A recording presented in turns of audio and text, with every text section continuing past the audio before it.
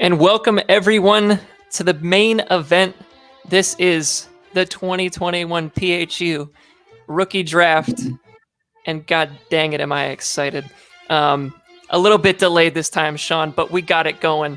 Everything is set. Everything's ready. We have a good friend on the clock. His name is Alex Morales. We've been giving him shit for over a year about this pick, and I'm so ready to see who he's going to take.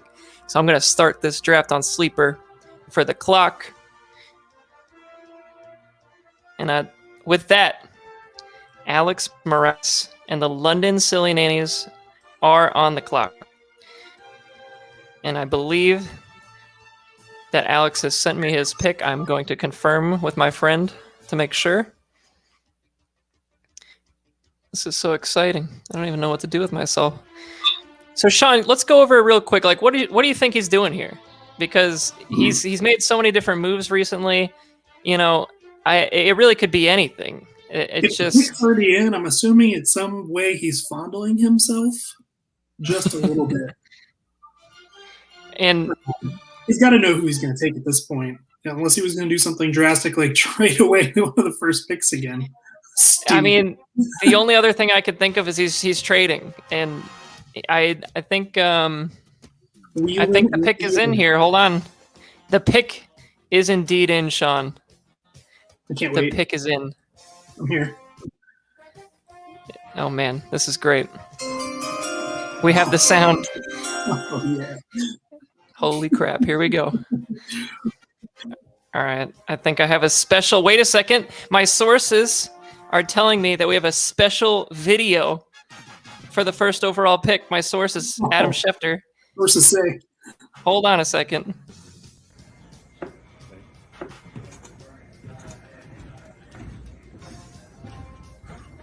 Good evening. Good evening. With the first pick in the 2021 PHU Dynasty draft, the London Silly Nannies select running back Najee Harris.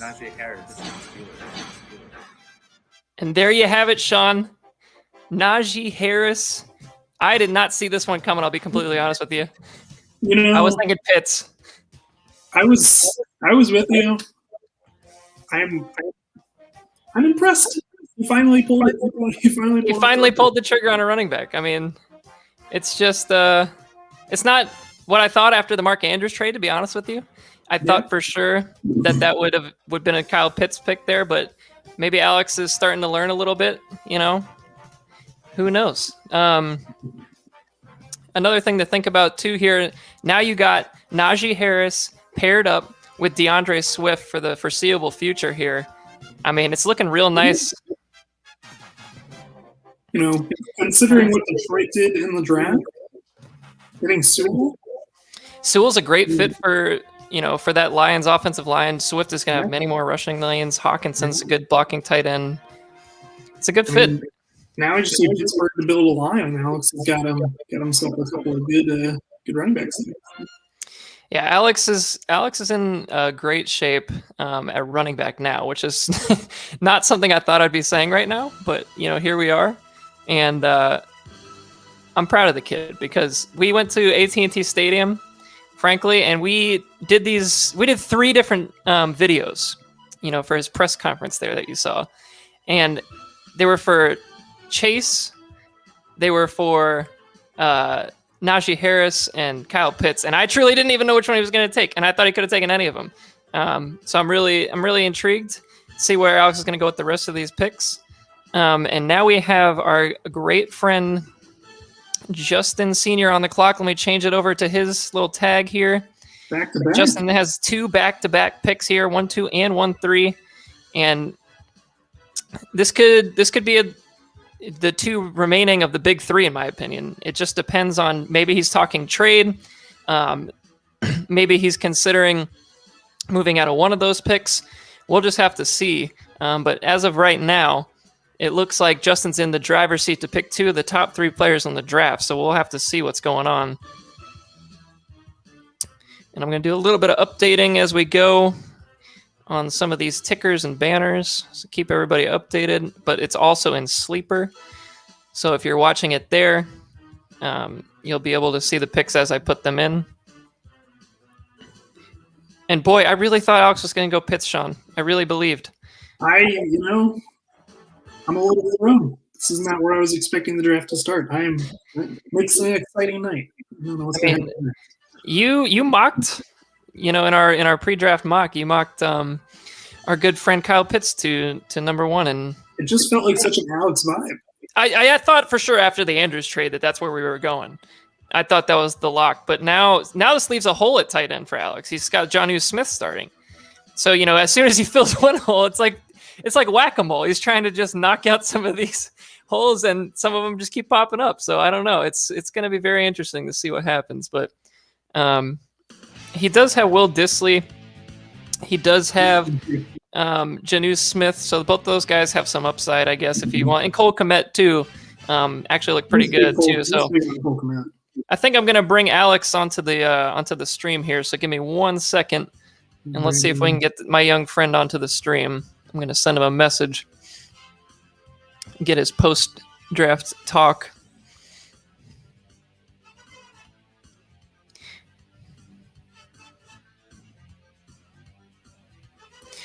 Alex, are you in there? Alex, you ready, buddy? I got to unmute you. It says your mic's not connected, so I'll come back to you. How about that? So you might have to get out of Discord. I think I got you now. All right, we're good. Sorry. Perfect. Hello. So let's talk about this pick, Alex. What happened? Yes. What happened? Well, I'll tell you. Up until about a few days ago, I had originally planned to take Kyle Pitts, a tight end, and then I was like, you know what? No. Of course you did. Is anybody surprised? Is anybody surprised? Why? I can't talk too much about why I took Harris instead. I will say that if I, gave Justin a layup with a running back at that caliber, given that he's probably going to get a significant amount of carries his first year, there's no surprise there. I have to think about my team. I have to think about who I'm going to be competing with in the long term. Kyle Pitts is a great tight end, but maybe he has significance this year, but I can't wait another year and keep, sitting in the door, the cellar if I can get a chance at a good running back now, because I may not have that opportunity next year to have a pick 1-1 again. So, I just had to take the guy. Had to do it. I got a follow-up question for you, Alex. What is your concern level with the level of efficiency that you're going to get from Najee Harris this year? I mean, between him and Swift, I'll be modest and be like, I can get back in RB1, high RB2 production from both those backs this year. I think that's good enough to, much like a run that you had last year where you had your two running backs hit at the right time and you were able to shoot right into the championship game. I'm hoping that I may be able to do that this year and still, compete for the long term by, strengthening the rest of the core of my team with these next picks. Yeah, plenty of picks left to do it. Yep, that's the game plan. We'll see what happens. So Alex, talk about this Mark Andrews trade. We thought you were going that way. Trade Andrews, go Pitts. Replace that hole. But now you have a hole. So what are you going to do? I have a couple options of whether I can, grab another tight end this year. We don't know. I had some sources tell me that in the year 2024 there's some tight ends there potentially Jesus coming fucking out. Christ! Heard enough. I'm ready to drop it off.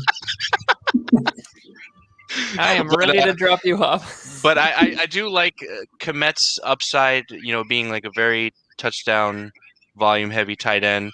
And, if I can get, 6, 7 points or 8 points from my tight end every other week, I'll be okay with that. I can live with that given that the tight end is very devalued in our league compared to others. So, between that, John Smith, someone's going to hit. I have 5 tight ends. Someone's got to do something. So we'll roll the dice, see what happens.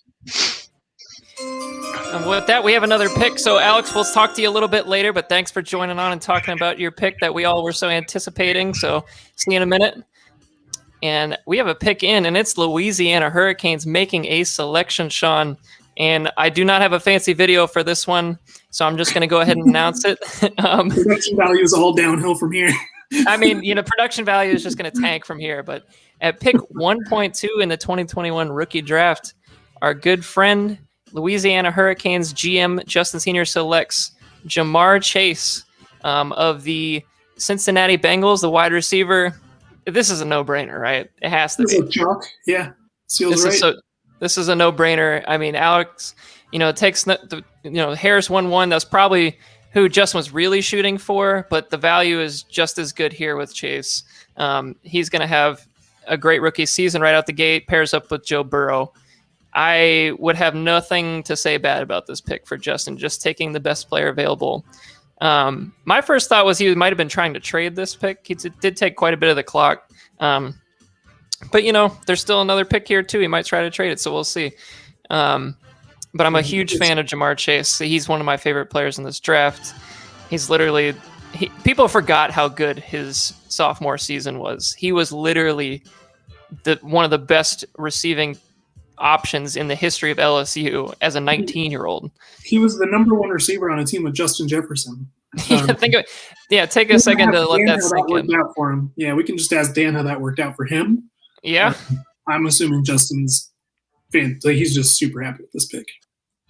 Yeah, I mean, you also have to think about, too, is, Terrace Marshall was on that team, too, and he wasn't like, the main option or anything like that, but he was also an option.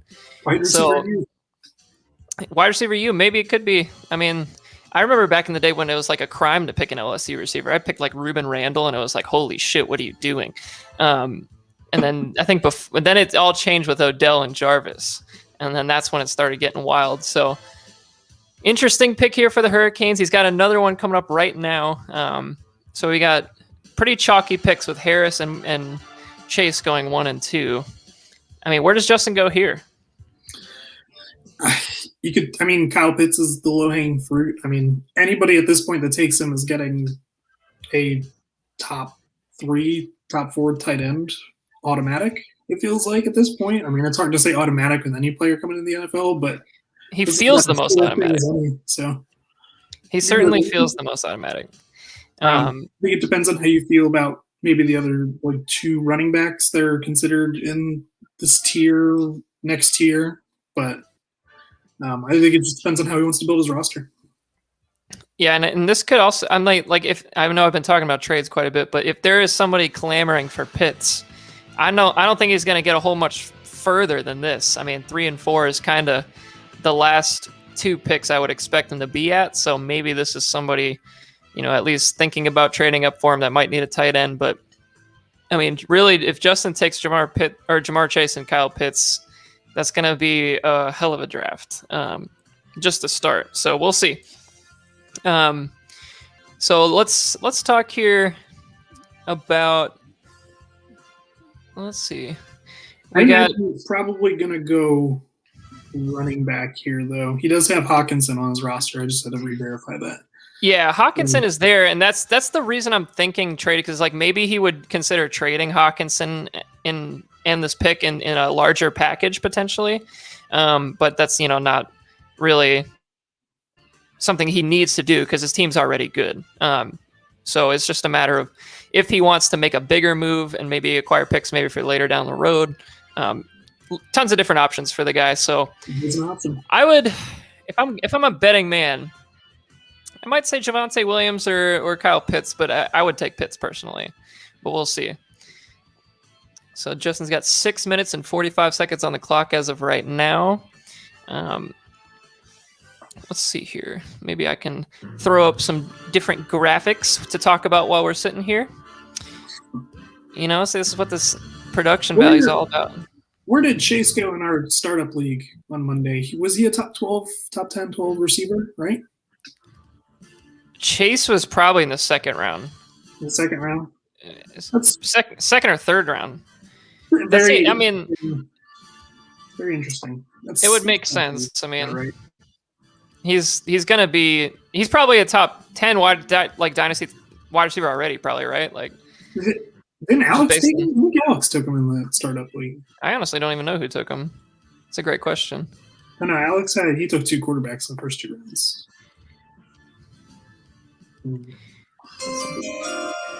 And with that, we have another pick that is in. Isn't? The pick is in, Sean. So let's see here.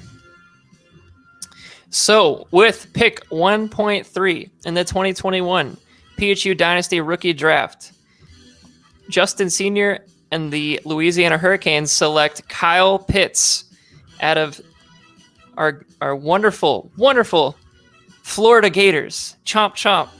And that's a Justin. How does Justin pass on that? You know, having that UF connection. I mean, UF Law School, Kyle Pitts. It's all adding up. This is everything we wanted. So Justin takes Kyle Pitts and gets two just monsters right at the top of the draft. I mean, it's kind of what we thought was going to happen. But now he has just an embarrassment of riches at tight end with Hawkinson and Kyle Pitts. So it's interesting to see what he's going to do with those assets. So let's throw Kyle Pitts into the sleeper, and that leaves us with Vincent. Vincent is on the clock now at 1.4. So let's go ahead and throw this.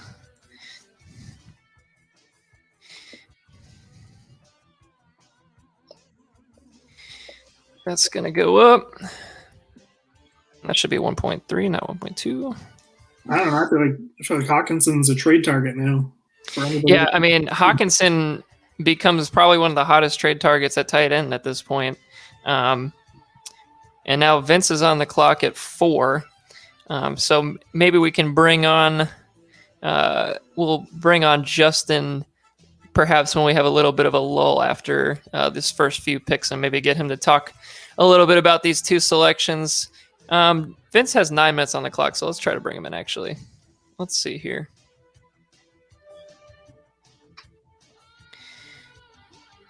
I mean, he's probably very clamoring to talk about these picks. I mean, how could you not? I mean, let's just. I want to just talk about this as a whole because, here he is. Here he is. He is. Hey.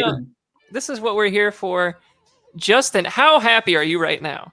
This is like a Super Bowl. I'm hearing multiple people right now. You probably needed to get your Discord down because that's probably what you're hearing. What? You should be hearing a little bit of background noise from NFL Films here. So yes. So I'm happy about the picks. I talked to you, Eric, a week or two ago with Vincent, and I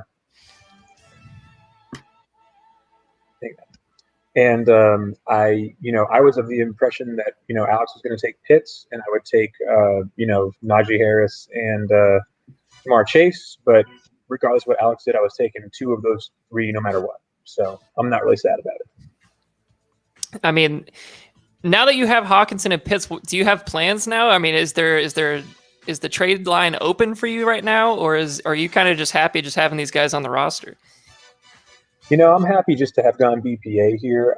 I definitely did think about, well, maybe I could take Devontae, or maybe I could trade back a pick or 2, or I don't feel like I need to do that really. I felt like, I'd rather have the player. I did want him originally anyway. I was hoping to get him at 1-3, and then I thought it was, a foregone conclusion that Alex would take him at 1 after he got rid of Mark Andrews. So I was kind of pleasantly surprised there. And, I'm, as anybody who texts me knows, like, I'm open to any trade. It might not happen, but I'm open to trading anybody. I'm not necessarily looking to trade Hawkinson. I don't have the greatest depth, to fill out all those, important flex spots we have. And he was giving me 10 points a week last year. So it's not like he's going to just like rot on my roster. So he's a good young player to have.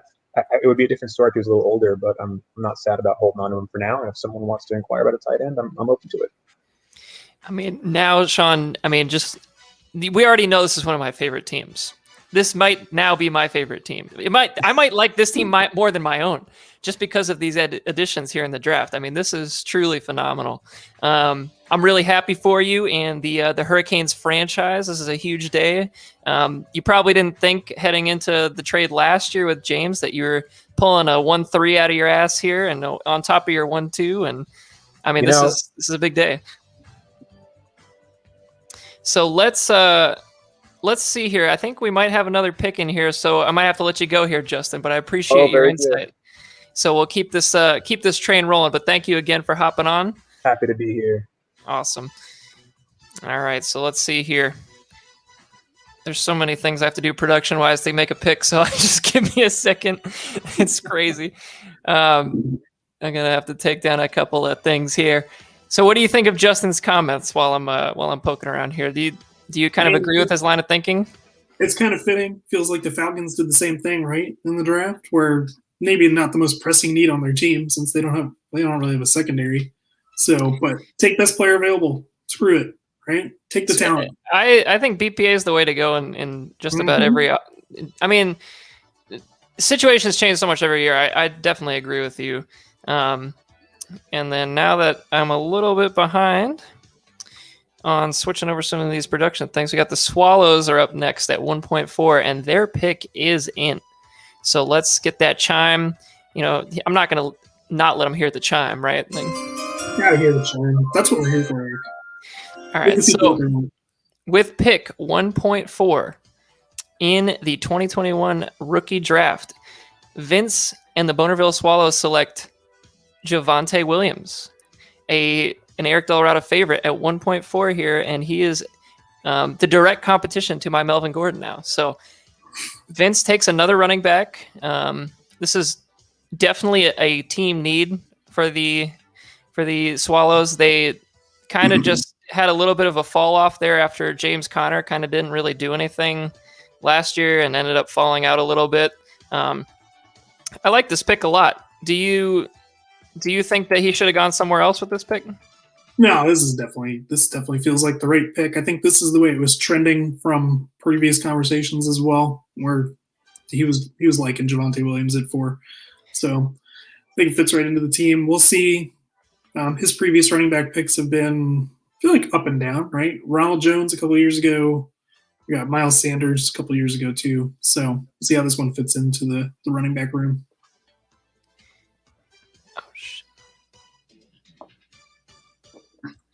All right, just doing a couple additions here in Sleeper. Gotta love NFL Films music, by the way. It's just so soothing. Well, Sean, I don't know if you ever played this game, but James and I definitely did. It was called NFL 2K5, and that game had basically all these songs, and it's just giving me mass nostalgia waves right now. So, so next up on the clock is going to be the London Silly Nannies again. What a shocker. It's going to be a recurring theme of this first round. I'll go back to the Javonte Williams pick here just for a quick second. Javonte was my, arguably before the draft, was my RB1. I love Javonte Williams. I think he didn't get used as much because of Michael Carter being there. I just think he's the most well-rounded back out of these top 4. Top 3 or top 4, however you want to say it. And just for the record, I believe Alex has 1.6 as well. So we're going to have a back-to-backer here. So, yeah, I love Javonte Williams. I think it's a great pick for the Swallows. So let's see here. And I forgot, he also has Cam Akers. So that's a Cam Akers, Miles Sanders, Javonte Williams, top 3 at running back currently. So that is sounding excellent to my ears. On top of a really good wide receiver core too, and he's, Rodgers is a little bit in flux right now at quarterback, but he's got guys there to fill in, so I like it. So let's see here, and I believe we have a pick is in for the London Silly Nannies, and this is what everybody's been waiting for. So not only, I'm going to hit it again, Sean, because we have 2 picks in. We have 2 picks back to back, 1.5 and 1.6, Sean. All right. There's no need for drama. There's no need for trades. We have 1.5 and 1.6. So with 1.5, Alex and the London Silly Nannies are taking Travis Etienne, 2 running backs, Sean. Travis Etienne, running back of the Jacksonville Jaguars, goes at 1.5, pairs him up with Najee Harris. Holy crap. Totally off the wall from what I was expecting. And then 1.6. Alex and the Silly Nannies have selected Trevor Lawrence at 1.6 to make a trio of Harris, Etienne, and Lawrence. at the top of the draft. So wow, I am pleasantly surprised by Alex's actions today. This is somebody else at the controls of this draft. Is this Alex? Is this who is this? This doesn't seem right. Wow, what an unbelievably exciting first 6 picks here. You get the 2 Jacksonville Jaguars back to back, teaming up. Duval. Yeah, Duval.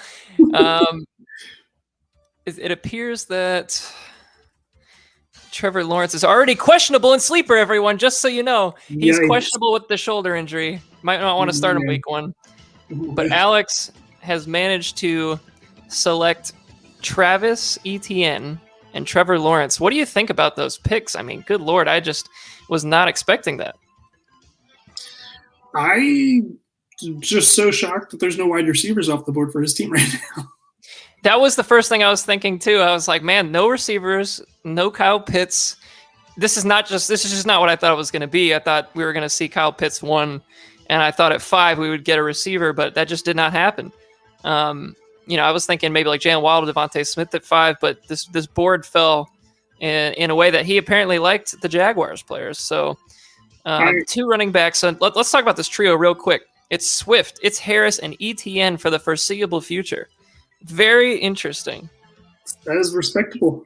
We've hit the point of respectability at running back. We've hit respectability. You love to see it.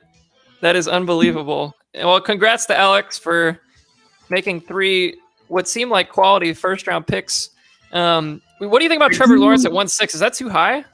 I'm not going to lie. He's going to be there at 1.8.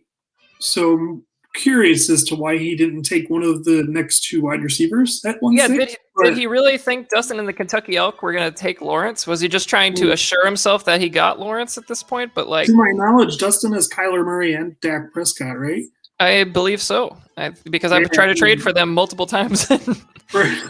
for a league that's not high on quarterbacks to begin with, I think he probably could have gone 1.8 with him. He maybe he's trying to trade that pick away. I don't know. We'll see. I'm truly at a loss. Just was not really expecting Lawrence that high. I thought 1.8 would have made a lot of sense. But you can't knock the guy for trying to get his guy. And we've given him so much shit about not having a quarterback. I'm not going to give him shit for not taking a quarterback now too. So, interesting choice. Who does that leave us with the quarterback needy teams in this league? Who else was short on quarterbacks? Justin? Me, Justin, maybe. He had Burrow, but nothing really behind him. There's a couple options out there, but we'll have to see. And would you look at that? Another pick is in. Here come the Elk. The Kentucky Elk. So with pick 1.7, the Kentucky Elk have selected Eagles wide receiver Devontae Smith. It's a quality pick. It's hard to argue. This is pretty great value. You're getting a top 15 receiver at 1.7. Top 15 in the draft, I should say. Top 15 receiver in the draft at 1.7. And my goodness, what an unbelievable turn of events that Alex has taken Trevor Lawrence, and what it looks like he probably could have got him at 1.8, Sean. I think that's probably the only qualm I have with this draft at this point. Maybe we'll have to bring him on for an interview to find out what's going on with that, but we'll see. Everybody always knows Alex takes his guys. I just, got to read value. It really is. It's what he does. Yeah, I don't think I need to explain to anybody that Devontae Smith is my guy. Big fan of him. Nicknamed the Slim Reaper for a reason. I mean, this guy, he's... Oh, shit, I put it for the wrong pick. Hold on a second. I put him for your pick, and you 2.7, Sean. I tried to give him to you. Do it. I didn't do it, though. You can't have him. It's not yours. Commissioner Tools. I'm just thankful that the Commissioner of Tools is so good in sleeper, because I would have fucked this up 4 times already. So at 1.9 or 1.8, we got Alex again. And I feel like we're gonna have to bring him in during the second round to talk about all these picks, because we simply don't have time. Fast and Furious out here. This is very fast and furious. No, I'm huge on Smith. He's so good.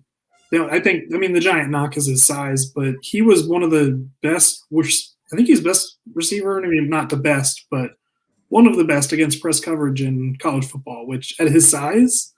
Well, that's the thing is, too, is everybody was shitting on him, being like, oh, he's never going to be pressed. But it's like, did you watch any of his tape? Like, he shredded the best players. And I've been on record talking about Devontae Smith.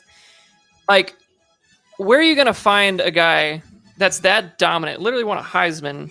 I mean, I know his size is the issue, but like people have succeeded at that size before. It's just not very likely, but I'm willing to gamble on it. So we'll have to see. The size of receivers in this draft, I think he's actually more middle of the pack once we get into the second round. I mean, if you're 6 foot in this draft, you're a giant. I mean, it's crazy. So, I mean, anything's possible.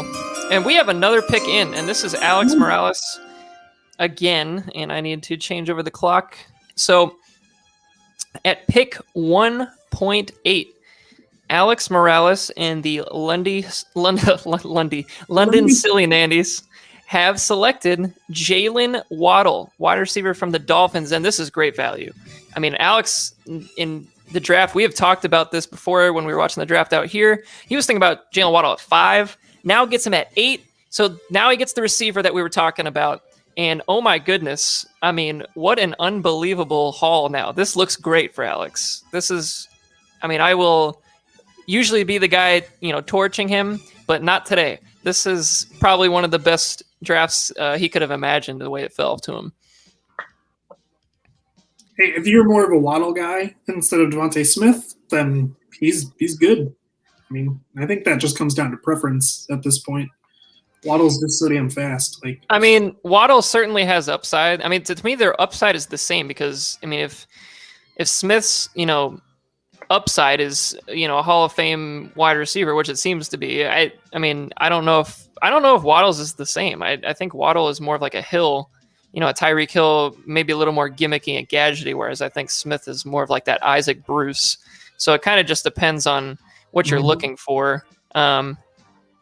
So I am going to make a couple of changes here on the stream. So up next, we got the Swallows are up again.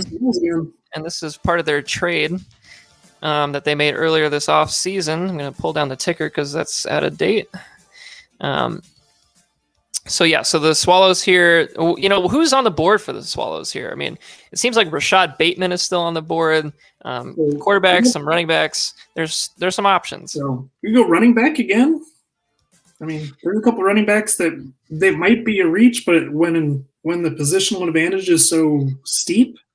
This is a weird draft because there are no other backs, like really outside of a couple more here. So it's your flavor, right? Whoever you believe in. It's gonna Sermon. I mean, Michael Carter. Yeah, Michael Carter, Sermon. I mean, it's funny because we were doing our rookie mock draft before this, and we were talking about like people like Kenny Gainwell and Jamar Jefferson, and like neither of those guys even went to the 4th round and 7th round. Like, I mean, it's just the way that the draft fell just did not bode well for any of these running backs. So, I mean, Vince is sitting with Aaron Rodgers right now as well. He's got Tannehill and Cousins backing him up. I don't think he'll take a quarterback, but it's there. It's sitting there. The option is there if he wants it. I think there's a lot of talk. I think about the running backs just because there are, like you said, they're so scarce, and maybe that's the route he chooses, and lock that down. And he's got picks later too to work with, so maybe he could take a receiver later. So let's see what's going on. And the pick is in, Sean. The pick is in. So with pick 1.9, this is through your pick, as a matter of fact. This was your pick. Vincent Patrick Nanny and the Bonerville Swallows has selected Trey Sermon. Goes at 1.9. So Trey Sermon, a first-round rookie dynasty draft pick. I did not see that coming before the draft, that's for sure. But the landing spot clearly is what set it apart, right? Oh, absolutely. Oh, yeah. I mean, you're going anybody that's playing for Shanahan at this point, like their stock is going to go to the moon. I mean, he's in a weird landing spot because he's not really going to be the for sure day one workload guy. He's got to sit behind Mostert for a little bit, probably touch the ball maybe 30 to 40% of the time in that backfield to start. speaking as the resident Mostert owner, he'll probably be hurt by week 2 or 3. So, That is accurate. I mean, he's going to be battling out for touches, I guess, with other running backs. They've got a whole slew of other guys. They had Jeff Wilson. I'm pretty sure they signed Wayne Gallman is on that team now too. And they took another running back in the 4th round as well, I believe. They took Elijah Mitchell, out of Louisiana Lafayette, I believe. We'll see. That doesn't scare me, but yeah, it's always a clusterfuck. But I mean, hey, take the opportunity if it's there. I mean, yeah, I mean, it at this point in the draft, you're kind of just shooting for upside anyway, and running backs that are at the back of the first round most of the time are kind of boom and busty, if you will, anyway. So, why not take a shot at a potential Shanahan, running back? And this is actually something he did last year, if you consider the fact that he took Cam Akers, tying himself to a really good offensive coordinator and head coach in Sean McVay. So this is something that seems to be a trend for the Swallows. We'll have to see if that continues, but right now we have the Kentucky Elk on the clock. They took Devontae Smith here at 1.7. They have 1.10 as well. It'd be interesting to see what's there. I mean, he still has Rashad Bateman on the board. There's still the quarterbacks on the board. He doesn't really need one. Could take Michael Carter and just take the last of that top running back tier, perhaps. There's options. So I think if our friend Alex Morales is still on the line here, we might want to get him in to talk about these picks. So let's see. Alex Morales, are you there? He's still working on his Discord. We'll give him a second. But we are thrilled to talk to our friend Alex Morales. It appears you're still muted for the record. Hold on one second. This is my favorite way to listen to Alex. Let's take a second to point out that excellent poster he has behind him too. Yes. So Alex, what a haul, dude! You killed this draft. Nailed it. Yes. What do you think? Wrong hand. This is more or less how I saw it going down. Like I said, I would have liked to have had Pitts too, honestly. But I felt like this was as good a time as any to strike and really put myself in the back end playoff conversation, assuming my wide receivers take that next step, given that it was a COVID year and, that all of them did really, produce the way I would, most rookie wide receivers did in the past. I think we're ready to make some noise and, got my quarterback. Look at this comment, Sean. Unbelievable. This guy's just watching the draft. He's not even in the league. Yeah. And he's watching the draft. Laviska Shenault, like the 6th round. Yeah, okay. It was for the peanut gallery. Trash. Sean Watson in the 5th? Yeah. Yeah, dude, that's unforgivable. But yeah, dude, you killed this draft. I love the fact that you stuck to your board for the Lawrence pick at 1.6. I know we gave you a little shit because we thought you might have just been able to get him at 8 anyway. Were you scared at all about Dustin taking Waddle? Was Waddle your guy, or did you just not care which one you ended up with between him and Smith? Waddle was my guy, but it was one of those things that, I'd rather have the quarterback and then, whichever wide receiver I ended up with, I would have been happy either way. So, but yeah, Waddle was the guy. So getting him at 1.8 was just, that's everything I could have wanted at that point. All right. So we're happy. Looking good. All right, Alex, thanks for joining us again. We might get back in with you a little bit later, maybe in the 2nd round. We'll have to see, but I think we have another pick in, so let's get to that. All right, so the pick is in for the Kentucky Elk. So let's see here. So at pick 1.10, the Kentucky Elk, led by GM Dustin Gilchrist, select Rashad Bateman, wide receiver for the Ravens. So that wraps up the first round, Sean. What a hell of a first round that was. I mean, lots of fireworks, no trades, which is, I don't know if that has that ever happened. Have we gone through first round without trades before, as far as like recent memory? I can't remember. They were all already traded. Well, that's true. There were so many trades in the first round to start with. Can we trade so many which ways? Let's see here. So, gotta throw this in. let's see. They'll take Rashad Bateman, and I'm a big fan of Rashad Bateman's game. I mean, I thought he was one of the best remaining receivers out of that top tier, and maybe he ends up not reaching his entire potential because of that offense. But you just have to take the shot because he's too talented of a player just to pass on, in my opinion. So I believe the next pick belongs to our great friend Dan Schwartz. And this was the pick last year that, if you remember, was Justin Jefferson. So, I mean, I'm scared to even put him on the clock. The Lampposts are one of the teams that I am personally scared of, being what I think in the top few of the power rankings. So I don't want to see him getting any better. That being said, this is a guy that he has so many options at this pick because I think that full top tier has been taken. I think from here is when the draft, literally you could just take your guys. There's just too many options here as far as like you could take quarterback, you could take running back. There's probably not tight end. And there's probably two good running backs left. But from here is when that tier breaks, I think. So I don't think Dustin screwed Dan over by any means, trying to take a specific player. But I think that tier broke, and I don't think Dan is going to get that elite falling talent this year. We'll put it that way. So I'm intrigued to see what happens. Let's see here. So we got Dustin's pick. Let's see if I can get him on the StreamYard because he's made a couple picks. So let's see.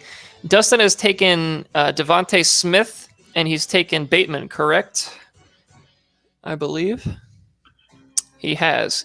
So, really doing a good job bolstering that wide receiver core. Let's take a quick second while we're trying to get Dustin in. And there he is. Dustin, hey, how are you? What's up? I'm good. I'm doing great, man. Thanks for coming on, and let's talk about these picks because I think you got two great values here. I mean, you get 1.7, you get Devontae Smith. Let's talk about that one. I mean, it was a tough choice for me, it was between Devontae Smith and Waddle. I pretty much had them as the same tier, same level, but I just think Smith is just a little bit better player, and he's the clear wide receiver one on the team, and I still think Hurts can be a great player, so I was going to, it just made sense there. So were you considering Bateman at that pick, or was it just between those two? It was just between those two. No. Yeah, I kind of agree with you too. At that 110 spot, were you considering anybody else other than Bateman, or were you hoping that Sermon would fall to you? What was your thought process? I was pretty much dead set on Bateman if he was there. And honestly, I don't think I would have taken Sermon there even if he was available. Yeah, Sermon's a weird one because I think if you were a running back needy team, you'd consider it more. Yeah. But I mean, just looking at your team here, let's pull up your wide receivers that I saved from our podcast. You got Calvin Ridley and Amari Cooper, and now you're just throwing in Devontae Smith and Rashad Bateman on top of all these other quality players like Darnell Mooney, Laviska Shenault. I mean, this is a good wide receiver core, man. You're doing a hell of a job building this squad up. So just wanted to I'm happy with it. When we have to start 3 flexes and 3 wide receivers, I'm okay if all 6 of those are receivers. So yeah, you can really kind of, the way our league is built, BPA really is the smartest move, even if you have, a plethora of at a certain pick. So I believe we have a pick that might be in here. So I think we're going to have to let you go here, Dustin, but thanks for joining us up. Thanks for having me on, man. All right. Appreciate you. All right. So I think we might have a lamp posts pick, and boy, am I scared. So let's see here. The pick is in. It's going to be the offensive rookie of the year either way. All right. So you heard it here first. Sean O'Shea said that the offensive rookie of the year is Rondale Moore at pick 2.1. Rondale Moore is the pick for the Philadelphia Lampposts. And Rondale Moore, say what you want about his size. This kid's a freaking baller. He's probably the biggest unicorn I've ever seen as far as like size and overall athleticism. Or the smallest unicorn you've ever seen. You're exactly right, Sean. So he is 5'7", but this guy, like, I saw something that he squats like 560 pounds. His legs are tree trunks. He looks like a stubby like Saquon Barkley. I mean, this guy is just outrageous. I definitely would have taken him at 2.5 if he had made it down there, just because I think he's just one of those rare guys that, you know, you just got to take a shot and see what happens. So Dan, one of his few picks in this draft, his earliest pick, after dropping down from, I believe he traded down from 1.8. So he dropped down 1.8 to 2.1 and gets Rondale Moore. So that leaves us with Justin Sr. on the clock. So Justin already has a haul of Jamar Chase and Kyle Pitts. I mean, that's pretty good. Not bad. Yeah, that's a hell of a haul right at the start, and there's still plenty of talent here for him to take. The next couple picks are gonna be Justin, James, and then Dustin again at 2.4. So we'll be able to see kind of what's going on with some of these values here at 2.1 through 2 or 2.1 through 2.4. Yeah, feels like it could be another quarterback. Potentially. It could be a quarterback. Either Michael Carter or quarterback here. I think I'm pretty confident. Sean predicts. See, if you had to pick one, what would you pick? Does he have another pick? What we got here? 3-3.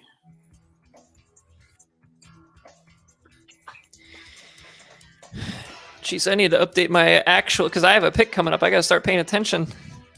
Hey, get your head in the game. And this is bullshit. I'm fucking. I feel like I'm working at like a NASA battle station right now with all the screens and shit I got going on. Hey, it's all dart throws once you get to the middle of the second round, Eric. Don't worry. Is that what they're telling you? Is that what the kids are saying these days? That's what the kids are saying every year.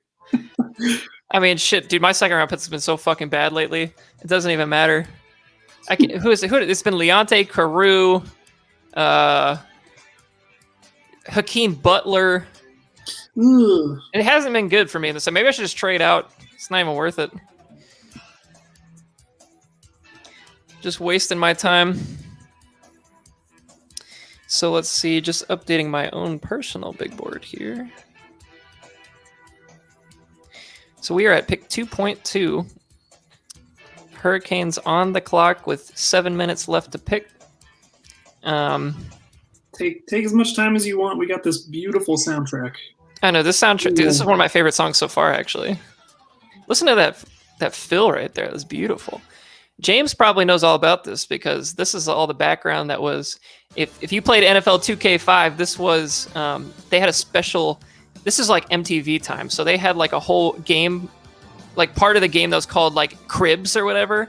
So like you got to like pick up your telephone and like design your crib or whatever if you're a create the player or whatever. It's so dumb. But this is the music that would play in the background, so it always gets me real hype. So Sean is thinking Michael Carter or a quarterback. I'm intrigued. Let's see here. Maybe there's somebody we can bring on. Let's bring on our good friend Vince, maybe. Let's see if Vince is ready to get on. Because Vince had a couple picks. I mean, I'd imagine James is not wanting to hear Michael Carter go off the board, but you know. That's probably James's worst nightmare at this point. James has been outspoken about wanting to pick up a running back in this draft if he could. He'd love Sermon. We already knew that. But I don't think that was ever really an option at 2-3. Not after the landing spot. I think that one went away pretty quick. So I'm trying to get Vince on the stream. Let's see if we can pull him in. Yeah, dude, Rondale Moore is just a weird guy, but the upside is certainly there. And at 2-1, all you're doing is picking upside. And I think we got Vince in now, so let's take a look. And there he is. It's the manager of the Swallows. It's Vince. How you guys doing? How do you feel about your draft, man? I mean, I'm pretty excited. I knew what the top three would be, even if the order did shock me. And I was pretty high on Javonta this whole time. When I got the pick, the idea was I was going to get. That's a bad omen for my pick right there. But when I got the pick, it was like I'm going to get Pitts, Chase, Najee, or Javonta, no matter where they go in the real draft. And I thought the landing spots were in the middle of the road, to be honest with you, but it is what it is. So I was happy with this to select them, and now we're actually in it. And then I made the pick, and then I was 1-9, and I took Sermon because I didn't feel like I needed running backs, but I still felt like the value was okay. But you always want one. You always need more. Exactly, Sean. The value was okay. It was an acceptable pick in that moment. And I don't love the Ravens, not to shit on your quarterback, your dynasty guy, but he gets it done with his legs. And so he doesn't throw to receivers. Yeah. That being said, his receivers have been shit, so it's like hard to value the one. I think it's somewhere in the middle when it comes to like his options haven't been good, plus he's not as accurate. So he'll meet in the middle as he gets into talent. I definitely think there's a talent issue, and I think a lot of people compare Rashad Bateman in a lot of ways, not player-wise, but situation-wise, to A.J. Brown. That A.J. Brown kind of was, it's a wishy-washy situation, and then it wasn't because he dominated that role. And I do think there's potential for Bateman to do that, but I was totally happy just getting another running back in the ring because I love Kyle Shanahan. They're strapped for picks thanks to the Dolphins, so I feel like them taking a running back where they did kind of means they're going to use them. Yeah, I think having two running backs, two rookie running backs, it just gives you more, dart throws at the end of the day too. If one of them pans out, if one of them doesn't. I mean, we've done the research on this. We did a whole podcast on this. If you hit 50%, you're doing pretty well. You're actually number one if you're hitting 50%. So, a couple of running back dart throws is not a bad thing whatsoever. So, I'm a huge fan of the draft so far, and I love Javonte Williams. I talked about it already, but he's just one of those like badass bruising running backs that Vince and I go way back to the FGCU days when we were just looking at highlight tapes trying to find somebody. We're like, who the fuck is going to just run? And then does it over? all though. Like he can block. He can do it everything. He can block. He can catch. I'm a huge fan. And then Sermon, to me, Sermon was easily the number 4 running back in this draft. Going into the draft, actually, for me, and then even more so after his landing spot. So I'm a huge fan of this draft for running backs as far as who you got. And after that, I think there was a huge drop off. So you did a great job of getting the value while you could. Thank you. One thing I also thought is I kind of gained a running back in the NFL draft when the Dolphins didn't take anyone with Gaskins. So it kind of felt like I kind of now have a good stable of running backs going into the year with Akers, Miles Sanders, Gaskins, now Javonta, Gus Edwards, and rounded out with Sermon. I should have no shortage of startable bodies to throw in there. So what do you think of Alex's draft? I mean, we'll quickly go off of your team here, but I mean, what do you think? I got to be honest with you, some of these picks were like the good ones. Like Lawrence made sense. There's just how we got to these picks is what bothers me. So like, I don't think anyone hates on the Najee Harris. No one hates on Lawrence, even Waddle. That was great value on Waddle. The issue becomes in how we got here. And Najee Harris is a running back. He trades his tight ends and then takes a running back. He gets deflated value on said tight ends. Now has nothing, pretty much. I got Cole Kmet. Like, all right, cool. Eric has Travis Kelce. He won the league. Like, you're taking a 20-point deficit most weeks going into it, Cole Kmet versus Travis Kelce. And I don't think that makes sense. Like, well, just hold Mark Andrews and take Najee Harris. Yeah, I thought the right choice was just to. I mean, did everybody not think that he was going to take Pitts at 1 after he traded Andrews? I thought for sure it was Pitts. Correct, and I don't hate the Najee Harris pick. I hated it because he traded Andrews. Exactly. I think if he had kept Andrews, and really he didn't lose any value because he ended up taking Waddle 1.8. He could have just taken. So I think that's just like.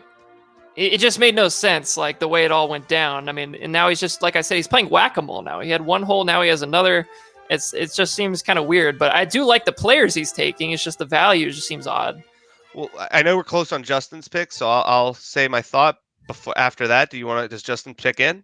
We don't have a pick in yet, so you can keep going. Let's keep going. All right, so then let's talk about how we got to the Waddle pick. Again, no one hates that he took Waddle at 1-8. Or well, you could say Lawrence at 1-6, either or. But why did you trade up with me? Like, he's not a contender this year. At best, he'll be a contender in 2 years. But you gave up what's going to be a high second-round pick next year and then a first in 2 years. And I still think he's a bottom 3 team after this draft. I really do. I think like right now, it looks better on paper because I can see a route to like contending for a playoff spot. But like Cole Kmet and any tight end that's a rookie or a couple of years in the league, they take a while to develop. And I don't see Cole Kmet, blowing up this year to giving him any sort of Mark Andrews level production. I just don't see that.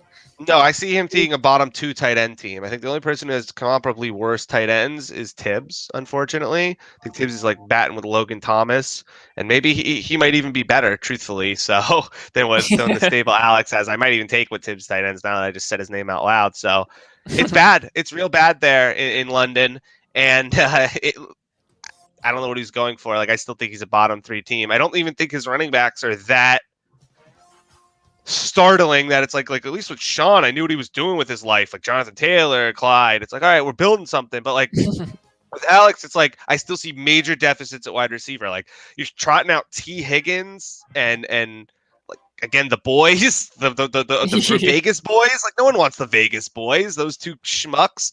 Judy is good, but he has a limited ceiling. Yeah, I don't see like the route to excellent wide receiver play this year. I can see it in a couple of years maybe, but like if he was so dead set on, continuing this long rebuild, why take an ETN? Like why not move around and see if you could finagle a way to get better value at some of these picks? ETN was a good value at 1.5. I don't hate that pick. But now you're basically telling your team that like when you have 3 running backs that it's hard to like say to the rest of the squad like, hey, we're still going for a 3 to 5 year window because they're going to be 3 to 5 years. Has to develop. A guy like Henry Ruggs has to play now, and he has to score now. If guys in his flex aren't being comparable to teams like you, me, or Dan, he's going to come up short, and that is the case. He is not comparable in still almost every position. Even with these running backs, they're not better than mine. I don't think so. I don't think they're better than yours, even though you did take a mighty hit, but I still love you, Eric. Yeah, I haven't even had time to have my rant on fucking the Jaguars being awful and taking Travis Etienne in the first round, but we'll get to that at some point, I'm sure in a podcast or something, but indeed. I just hated that pick so much, and Alex can attest to my hatred. I was just yelling profanities at Urban Meyer the entire time. It's a luxury pick for a team that's picking first overall. You don't do that. It just makes no sense. I just think we're going to get to do that all year with Urban Meyer because fuck that guy. Dude, yeah, as soon as they start losing, he's going to, my health. My family. My family time. Christmas and work. So I think we finally have a pick in here. So I am going to let you go here. But thank you for coming on. All right, thanks for having me on, guys. All right, see you in a minute. All right, so I believe we have a pick in, Sean. After a long wait, and we apologize for the wait, I was giving Justin every opportunity. And the pick is in for the Louisiana Hurricanes at 2.2, and they are taking running back Michael Carter. Perhaps the last of that running back tier, if you will. Interesting selection. He didn't get a running back with his first 2 picks, so he's deciding to wait a little bit and still gets a potential starter in Michael Carter. That even rhymes too. Jesus Christ. You'll love to see it. So that pick has been made in Sleeper, and we are moving on with the draft. And now we have the first selection for the Los Angeles Lambs. They are on the clock. And Justin now has a trio of Jamar Chase, Kyle Pitts, and Michael Carter. That's a nice little haul there.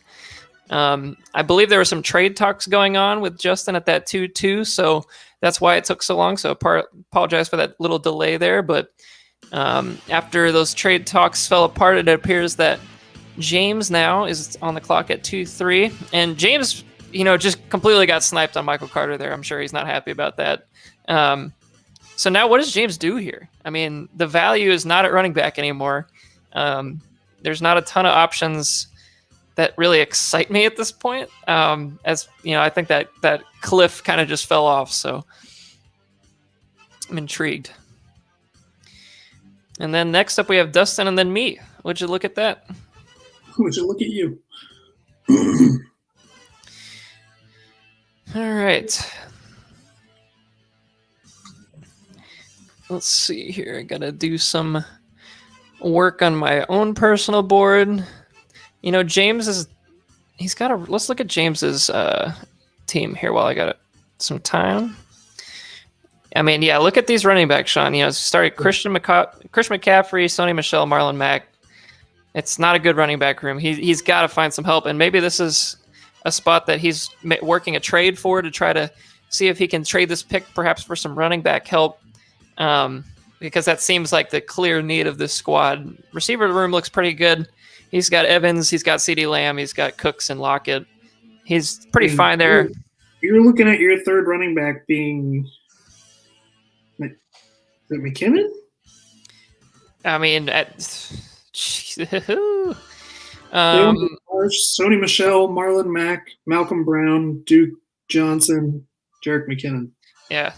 I mean, as of right now, is his third running back A.J. Dillon? I mean, geez, it's not good.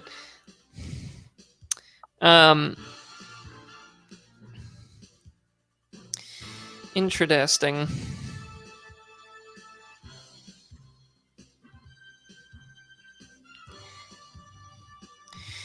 So let's see. The Lambs are on the clock. They have a couple of more picks in this draft a little bit later, 3, 9, and 4, 3. So this is a very important pick. He's going to have to find some running back help. And I mean, if he were to reach on a running back here, and it might not even be a reach on his board, but like, what running back would you even take right now? Ramondre Stevenson, Chuba Hubbard as your own handcuff? Handcuff McCaffrey? I mean, it's not a terrible idea. Yeah. I mean, if Chuba Hubbard went to any other team at 2-3, I'd be like, that's a terrible pick. But because it's James's team and because of the way the team is built right now, if you lose McCaffrey, this season is over. And if you at least had Hubbard, you might have some hope. But right now, it's such an interesting spot because, like, if I'm James, I'm trying to trade this pick for some sort of running back help, and I don't know if anybody's willing to do that. So we'll have to see. We will see. Yeah. He's got 6 minutes on the clock,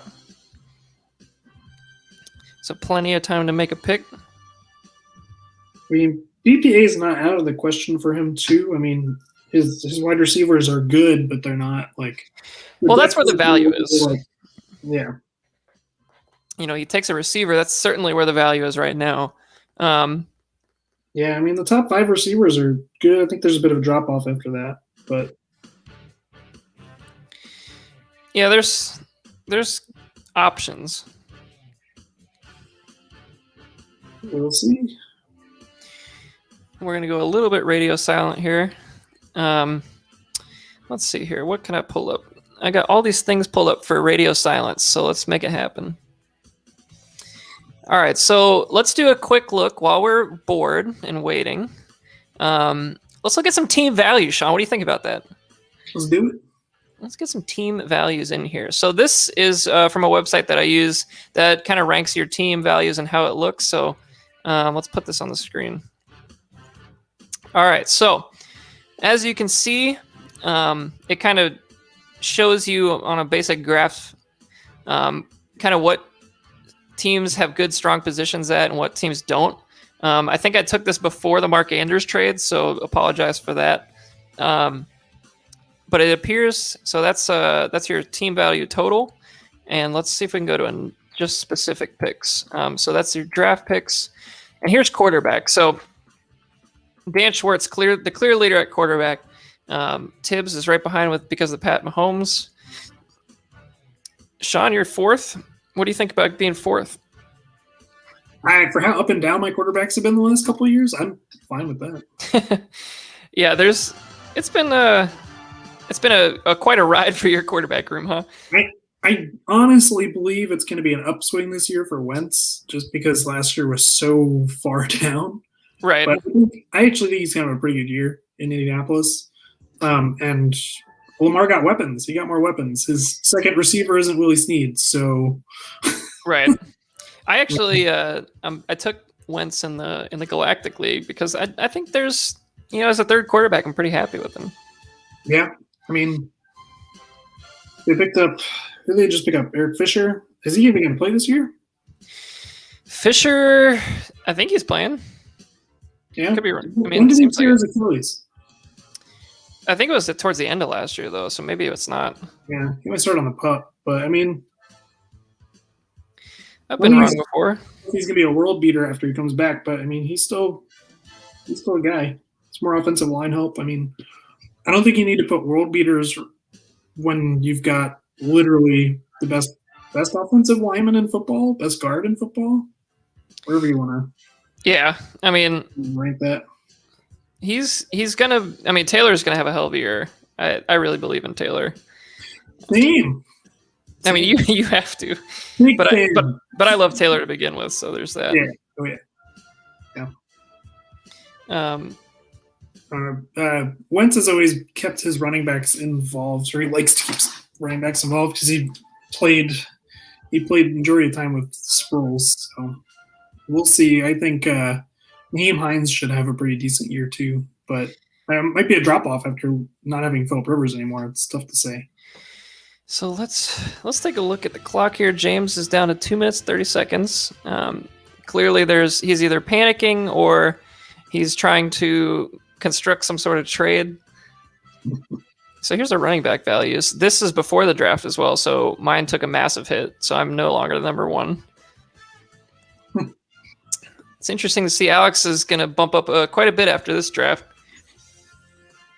And James, as we talked about, probably the lowest in the league as of right now after the first round of this draft. So some work needs to be done there. It's funny always seeing the tight ends because it's basically Kittle and Kelsey and then like everybody else. I thought Waller would be a little higher, but they didn't seem to think so. Yeah, really. Damn. I guess it's just because Waller's already like 28, 29. They don't see like the long-term upside, but that's fair. But Dan definitely moves up into Alex's slot because of Andrews. Yeah, I imagine Justin will be up there now too. Way up there. Yeah, Justin probably has the number one actually. Number one, right? Yeah. It'd be close. I don't know how they rank Pitts. They probably give him like a 4,000, I would imagine. I mean, Hawkinson's got to be around the top 5 too. So. Yeah. All right, so let's see here. So we will jump back out of that.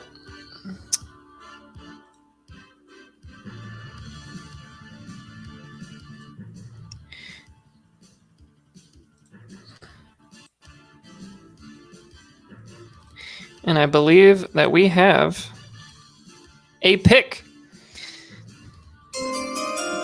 So the pick is in for James Seafew and the Los Angeles Lambs at 2.3, and he is taking Terrace Marshall, the wide receiver from Carolina.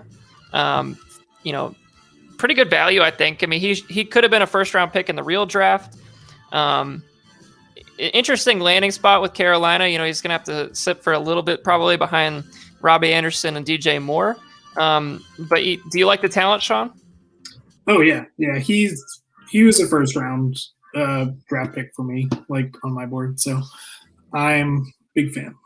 I like it. I like Marshall a lot. He should get on the field this year. I don't think he's going to be. He won't be like sitting on the bench, but he'll get time. He'll get on the field. Yeah, he's a quality player. I mean, I think he should have probably been a back end of the one. Before the draft even happened. But the landing spot kind of pushed him down a little bit, and that's understandable. So he's got, we talked about earlier, there's so many Smurfs in this draft. He's kind of like one of the one of the few, prototype number one, looking guys, if you will. So let's see. We're moving on to Dustin Gilchrist at 2-4. So let's give him his little overlay up. And there he is, Kentucky Elk on the clock. And I need to fix my own personal board.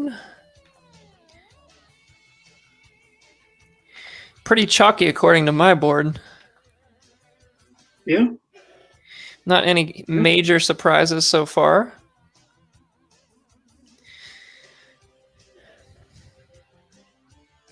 So Dustin has...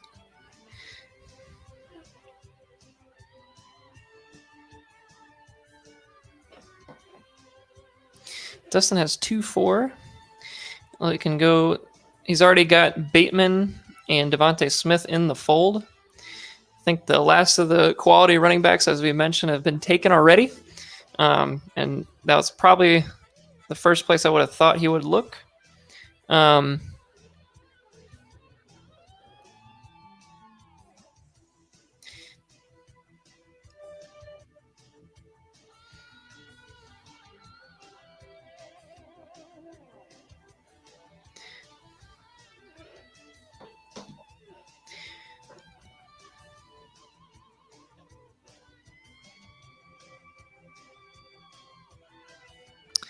So let's see here.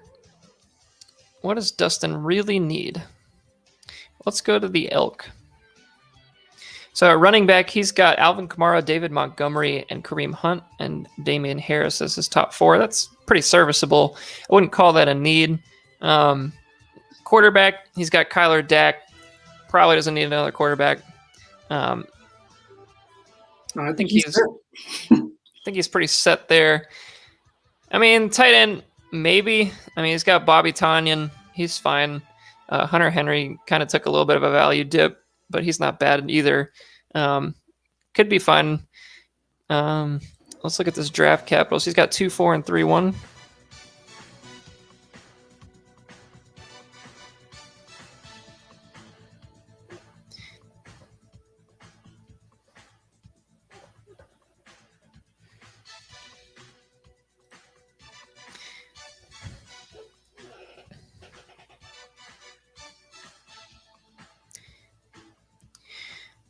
So, Sean, who do you think's had the best draft so far? I would probably say Justin. Probably Justin. Yeah. I mean, it's hard when you have 2 of the top 3, right? Rounding it out, hitting tier breaks with like Michael Carter in the second round too, where it seems like it's a drop off after him, especially at running back. And then you get the top receiver and the top tight end in the draft. Just very well rounded.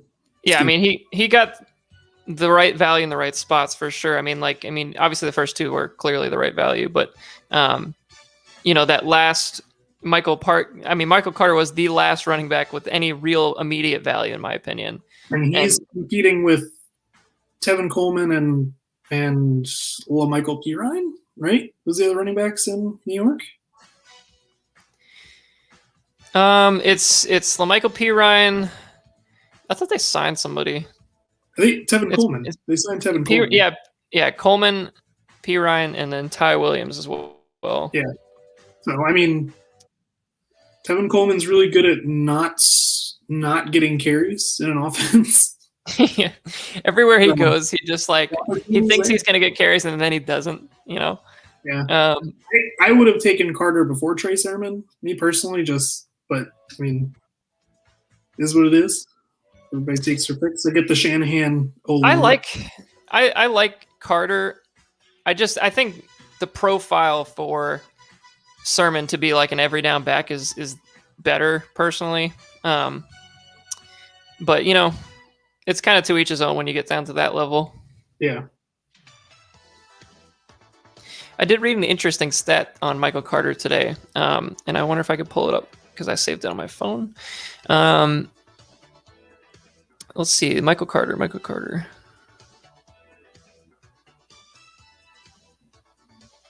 So here's the stat, Sean. So here are the most recent 4th round draft picks that received consensus first round.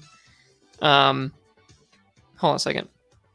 For his size and like everything melded in the 4th round where he was picked, you've had guys like Michael Bush, Roy Helu, Kendall Hunter, Delone Carter, Kenneth Dixon, Devontae Booker, Ryan Terrain, Jaquiz Rogers, and Jonathan Franklin.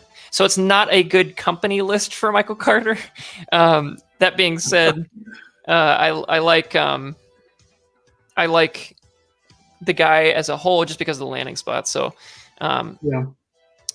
you just got to give it a shot here at 2-1 anyway. So I think we may or may not have a pick in here. Let's take a look.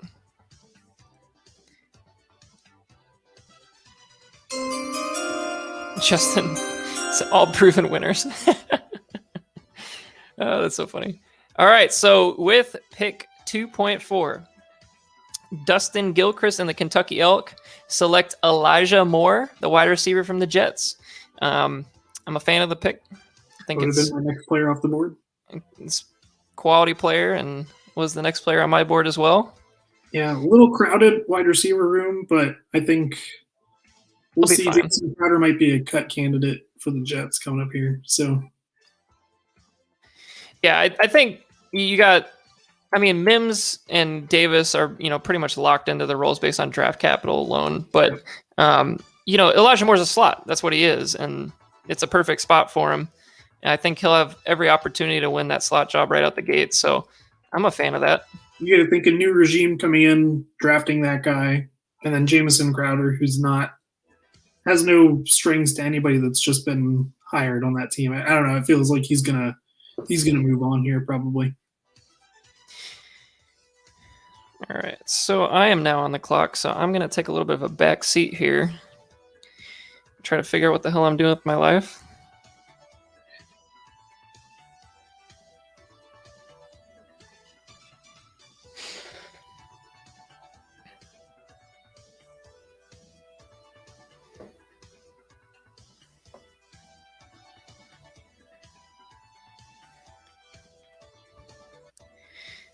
Let's see if we can maybe bring on somebody to talk. I'm not too far behind you here, bub. You gotta figure this shit out. Let's see if we can bring on James Seafew. Money Seafew. While I am making my selection.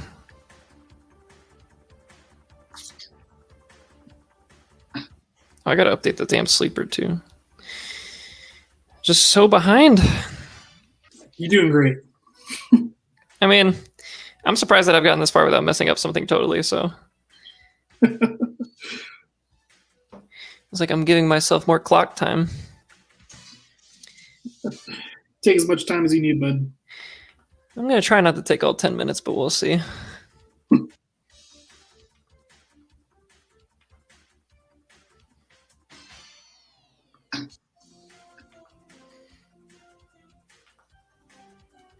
All right, so Sean, I'm bringing on James, and you can give maybe a couple of interview questions to my friend here.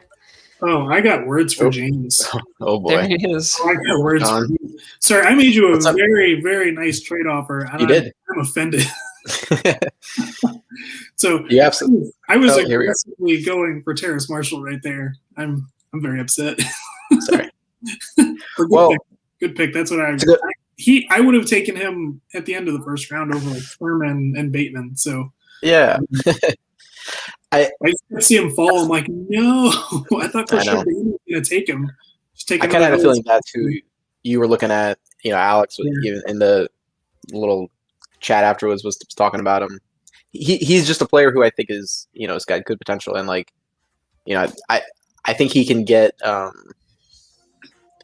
probably still like a lot of snaps because they let Samuel go, right? So there's a role there, and his former coordinator with Joe Brady. So yeah. So I think touchdowns will be available too because DJ Moore doesn't score touchdowns. exactly. Well, that's the thing. He kind of profiles as that one. Robbie Anderson's a free agent after next year, so it's like right. Yeah, and we'll see. They might re-sign him because didn't he played They could, in sure. college for one of the coaches, right? I mean, I think maybe. right? Carolina. But like Robbie Anderson would be like a modest deal anyway, and like yeah, they showed that they can contribute 3 years. Now, Christian McCaffrey's coming back, which my whole season relies on that anyway. So like, We noticed. I thought about a Reach-Roni at running back, but it just wasn't in the cards. Yeah, no. You know, I so think you got to make a trade here, bud. I don't know. yeah, you know what? We're gonna see what McCaffrey can do early on, and we'll go 6 wide. We'll figure out RB2. Go 6 wide. No, that's what we're doing. I'm not I love it. 3 running back. Are you kidding me?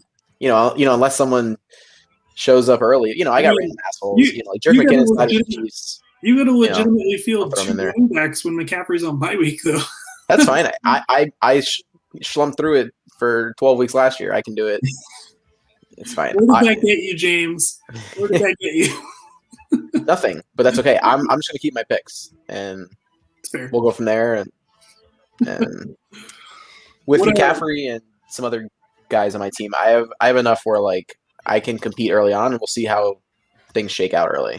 You know, because things have happen in a season quickly, often. You sure do. You sure do. The running back thing, you know what? Like I said, I managed to like weasel my way into contention without McCaffrey. So like as long as I have him, I feel like I'll figure it out along the margins. And if I don't, whatever. Like my team is kind of in that weird transition mode, and that's why I just took a player who I think is good, and we'll go from there. Yeah. Hey, all right. That was the best pick. So best PPA. That's the theme right now. Absolutely. Well, thank you, James, for joining us up and taking up a little time during my pick here. I appreciate you. Thanks, James. We're going to drop you off, and I'm going to make my pick, I think, here. So here we go. So the pick is in, and I'm going to give myself the chime because I only get a couple chances at this year. And I am going to take at 2.5, my highest ranked player on the board is Trey Lance for quarterback for the 49ers, and I'm just going to go ahead and do it. Just rebuild, behind Brady. I got 2 options, neither of them proven. So why not add a third unproven option and just hope one of them hits? So that's kind of my thought process. It sounds like, and it looks like Sean was targeting him with his selection coming up here in a little bit. So I'm gonna give you the same thing I gave you on Monday night. That's a big old fuck you. I got Trey Lance in both leagues, so I'm double dipping again. I thought I'm just looking at my board. The value is there. I mean, now I have a plethora of options behind Brady. So whenever he's ready to take the long nap, as they say, then I'll have a couple of options to work with. So I'm not upset with that whatsoever. Damn. So next up on the clock, we have Vincent and the Swallows. So I'll put him up. And I can't imagine that Trey Lance was one of his targets. So he shouldn't be overly surprised here.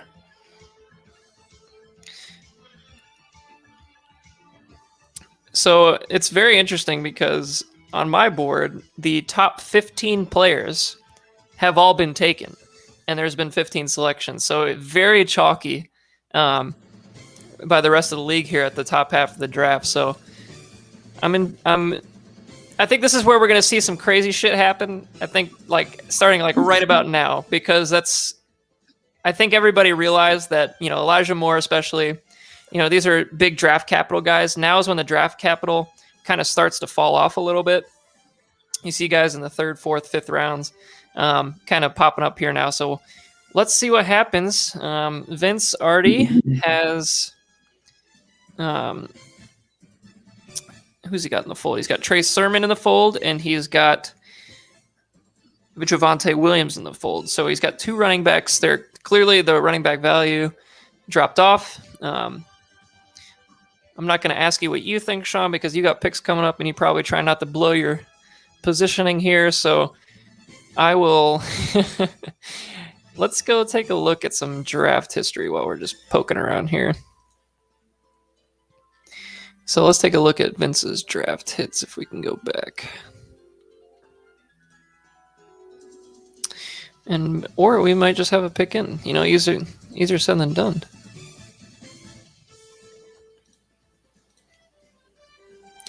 And the pick is in.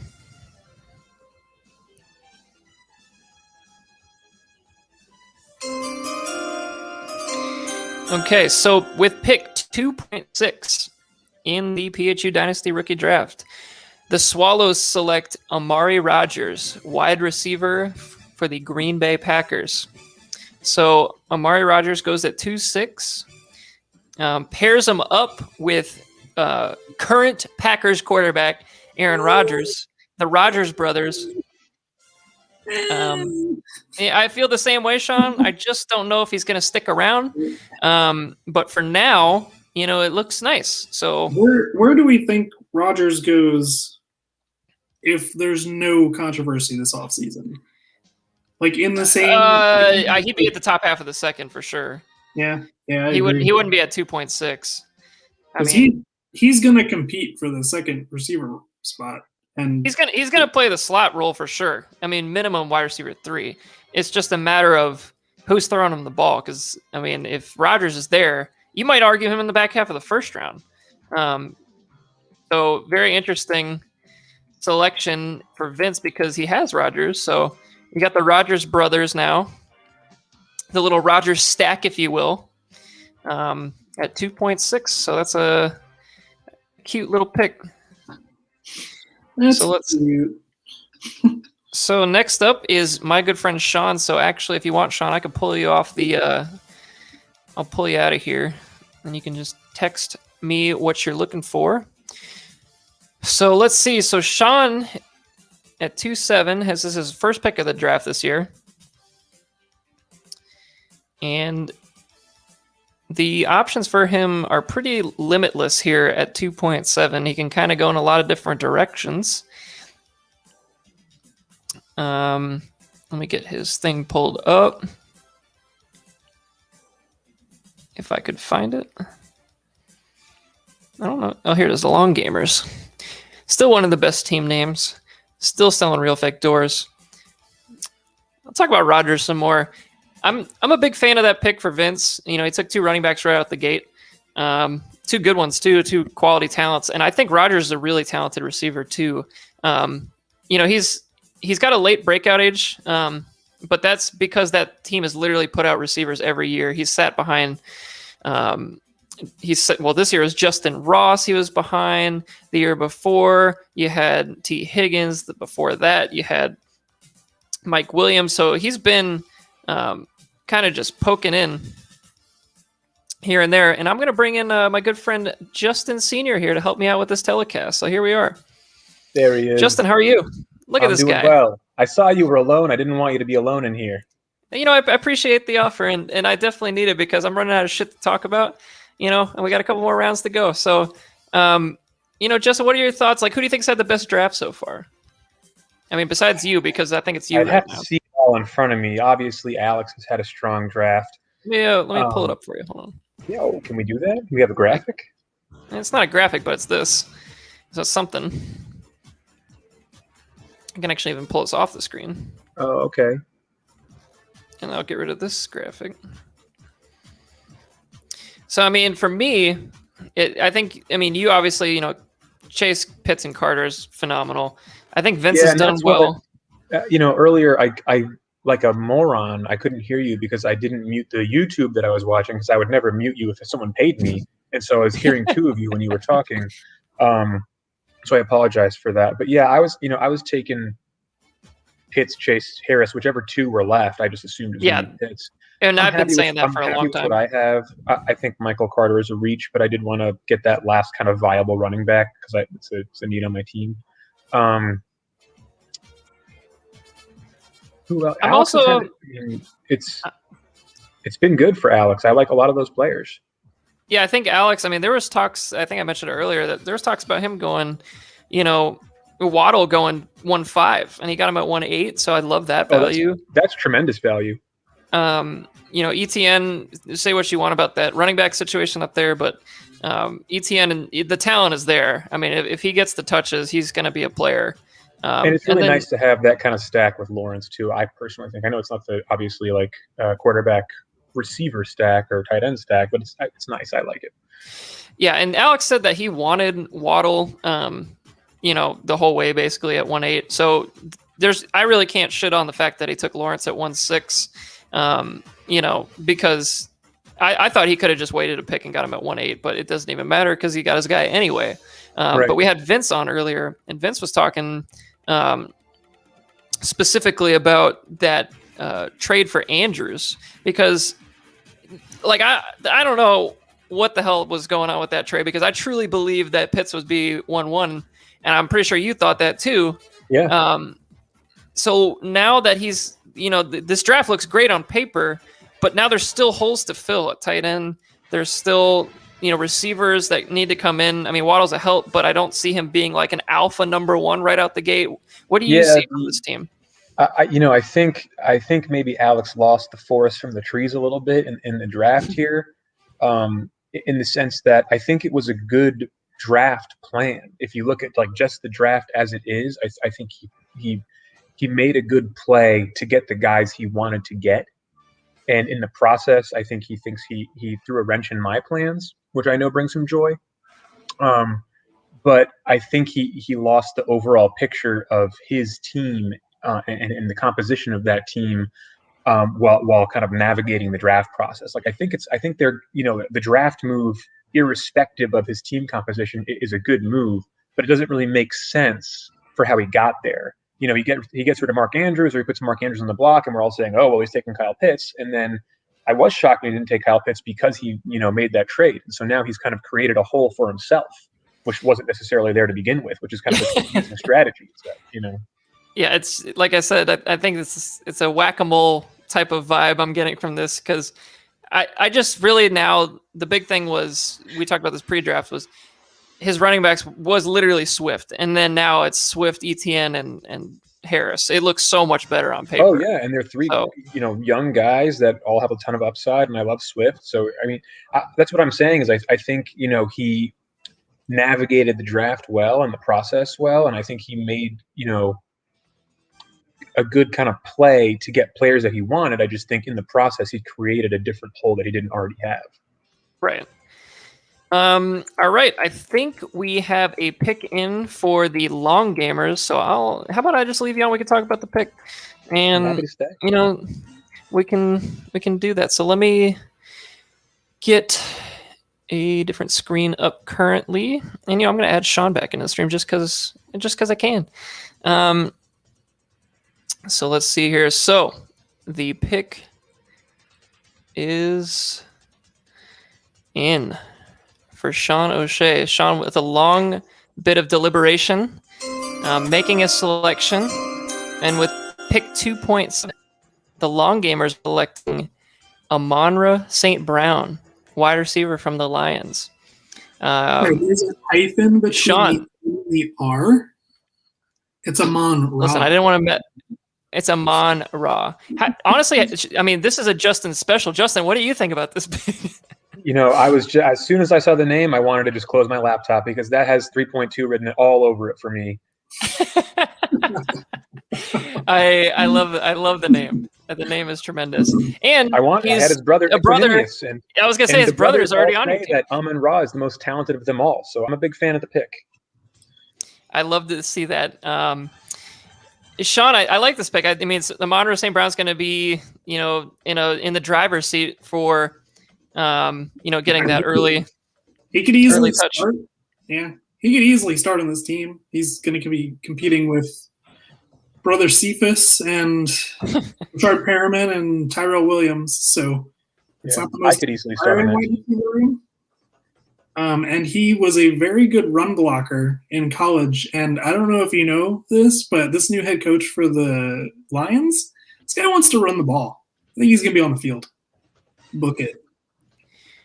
All right. I'm just trying to do some base changes here for Alex's next selection. This guy, I feel like I've been throwing his graphic up so much, but it's the honest truth. So let's see.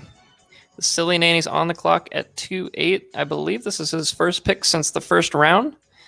So it's been a little bit of a delay for him. And you know what? I'm going to bring James Seafiu in if he's still available. James Seafiu out there? I feel like, what's that song, Justin? You would know this. It's a Our Lady Peace song, an emo song from back there. Yes, what's it called? I recall. Is it Somewhere Out There? I know you're out there, somewhere out The there. Rangers. That is it. That There is he it. is, James The Rangers are Seafield. idiots. We got the quad Oh box. shit! Hold on. I gotta close the other one. Screw Alright, it. there we go. No, it shouldn't. We're good. Where's the camera? There's Just the camera. bringing you on for a little bit of Shit out of it. discussion about Alex's team. I know you couldn't contain yourself, so Alex is Yeah. picking 2.8 here. What do you Oh. think of his draft so far? Well, I'll echo like a lot of what everyone has said, where it's like I don't understand the moves to get to this spot. Like the players are great, but what you paid is like, all right, here we go, we're competing. Like, okay, but now we have no tight end kind of deal. It's like that's fine. Like a lot of teams just kind of have just random things, but you had a strength there. You made a lot of weird trades, and like you decided that this class is it, and like they are good players. The Najee Harris pick was a surprise. I like everyone else thought he was going Pitts. So Yeah, I mean Pitts was. I mean, just made so much sense with the stupid Andrews trade, man. That's going to go down as one of those trades we're going to be shaking our head for a while, I think. yeah, gave Dan the good pick there. Still a 2-1 was still a good pick there. Could have gotten a good player, but. Oh, I think I got it now. Okay, so Alex Yeah, has made his pick. Oh, okay. So, James and Justin, I think I'm going to let you go here so we can make a couple of picks. But I appreciate you hopping on and helping. And I'll see you guys in the near future. So, let's see. Okay. Now that we have that, we have a pick that is in.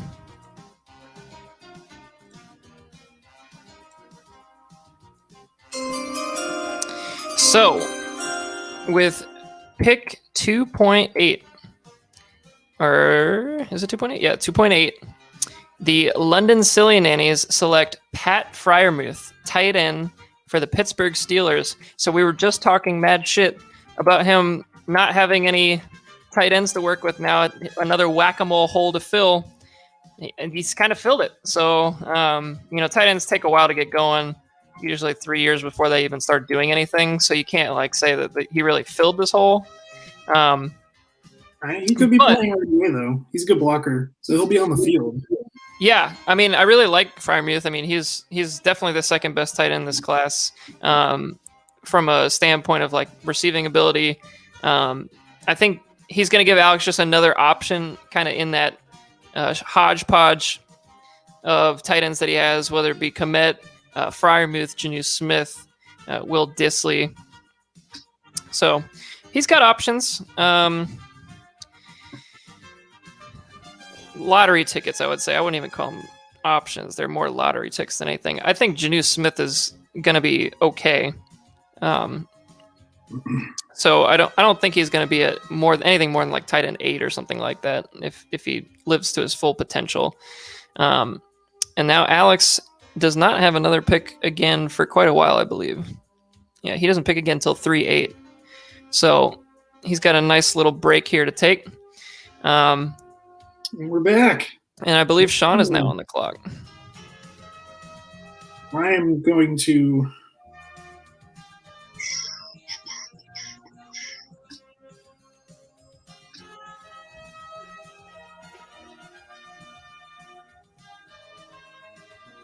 I'm just going to do it. Can I announce my pick? Sure, why not? Live your dreams. Let's do it. Do it live. All right. At pick 2-9, I'm taking Justin Fields. Justin Fields to the Lake Lure Long Gamers. That's the third tight end or third quarterback off the board. And that will be the selection for Sean O'Shea. I like the pick, Sean. I mean, the quarterbacks this year are good. The prospects are good. So you just got to kind of take your shots. And I mean, do you think this is a clear BPA pick for you, right? With Lamar already in the fold, and I guess Carson Wentz, a little bit up in the air.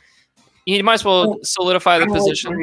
I don't like my question marks behind a quarterback that's basically a running back that I don't trust hasn't got hurt yet. I don't know. When you have that kind of quarterback on your team, I think depth is going to be important for me. So, Yeah, Right, it makes Stafford sense. can only play until he's so old to be my third quarterback. So now I'm on the clock again. So I am gonna just hang out here for a second. If you want to bring somebody on, potentially we can get maybe a Vincent Patrick Naney sighting. Take over as my when I'm not there podcast host. I accept. Come on down. Literally anybody that can come in.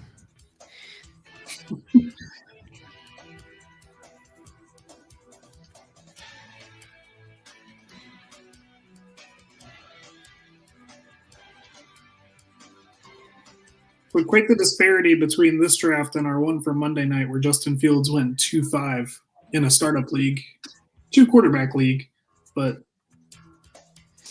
always interesting. Yeah, I think Fields is going to be a good player, man. I mean, me too. A lot of I just think people were down on him for really no reason. I mean, other than being an Ohio State quarterback. I mean, I've never been one to love the Ohio State guys, but can't win them all. I kind of like how pissed off he is at the whole system right now. Yeah, did you see his video when he was like when he got drafted? He just seemed like the most upset man in the world. Like it's pretty great. Well, Chicago's not exactly like your first choice to go play football, but for what it sounds like, this was a straight up Nagy pick to save his job. So, and he's also the same guy that was the first one to take Patrick Mahomes or spot Patrick Mahomes. So, for all of his shitty head coaching the last couple of years, he can still say that. So, we'll see how it goes. He's got a good team around him too.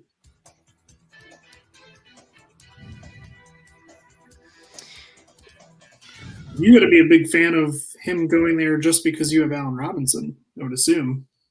I do not have Allen Robinson. Oh, I have him in the other league, but yeah. But yeah, I would. He's automatically potentially his best quarterback he's ever played with, without throwing a pass. Pretty much, yeah.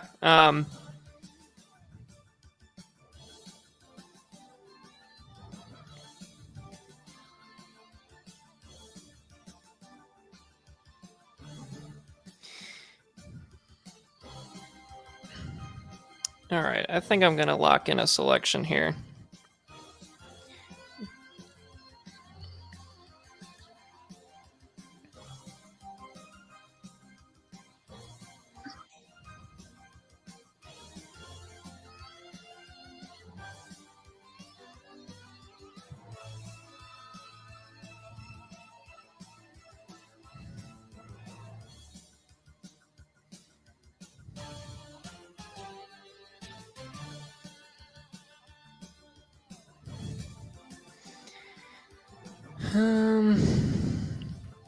Tough times out here in the draft, man. It's gonna get real thin here in the next round or two.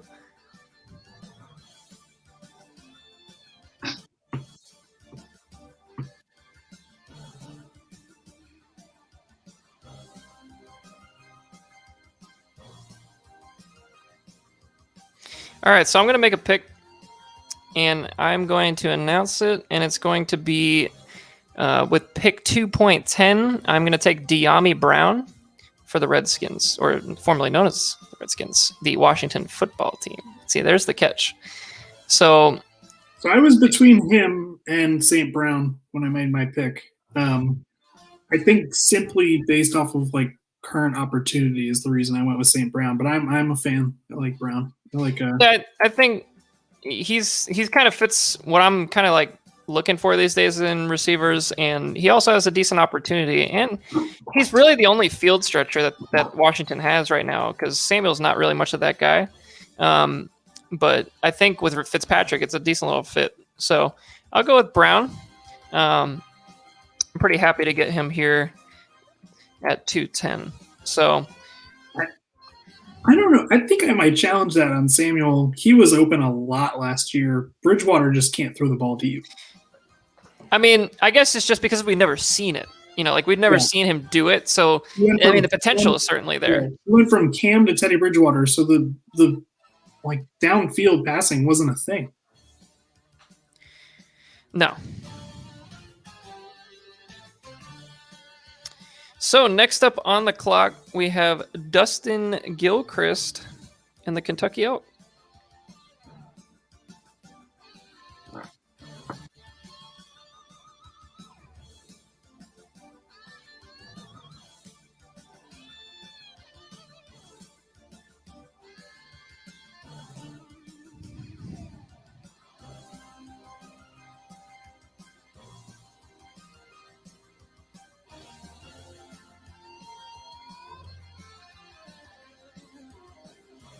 What are you doing if you're Dustin here? What do you think? Well, Dustin, really, this is kind of when you could start getting into that next tier running backs. Not that they're amazing options, but third round running backs are certainly an option here. Because once you start getting to the third, this is when the shit show really begins. You're just kind of just shooting in the darks for a lot of these. 1 to 2 of these guys is going to pop off this year. Who's going to get them? Who's it going to be exactly? I think we've run over an hour on the NFL 2K5 soundtrack. We're going to give it to you again. Third hour starting right now. Keep them coming. Oh, shit. That's hilarious. Jesus. What a great time.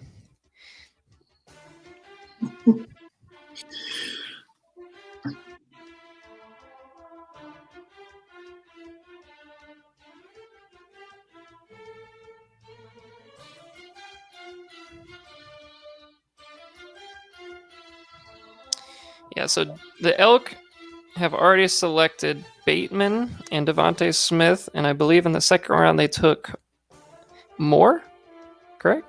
Elijah Moore? Yes. Yeah, so 3 receivers. So I think if he's going for need, and he can probably go running back here if you like any of the guys. Yeah, I think that's the move.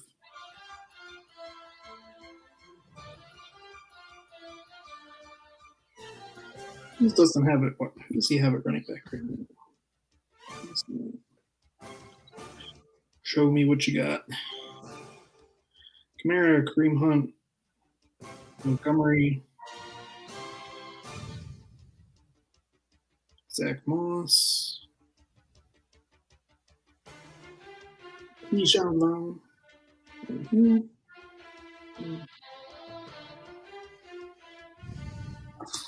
Damian Harris. I mean, Dustin's got a lot of cuts to make. Yeah, Dustin's got a lot of players.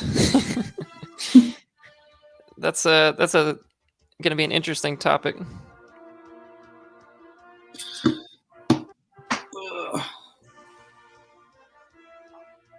Dustin, I'll take 3-1 for you.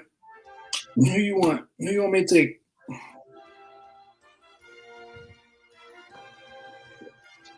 Yeah, Dustin might be panicking a little bit here. He's just getting to the third round. Dustin has always been known to drag on the clock a little bit, if you will. But this is the time, I think, when you really you have to really dig deep into your board and find somebody that you really believe in, because I think everybody's like first 20 picks are pretty much locked in. We got a couple draftable quarterbacks out there. Got a couple of interesting handcuffs at running back. Let's see. Where he decides to go.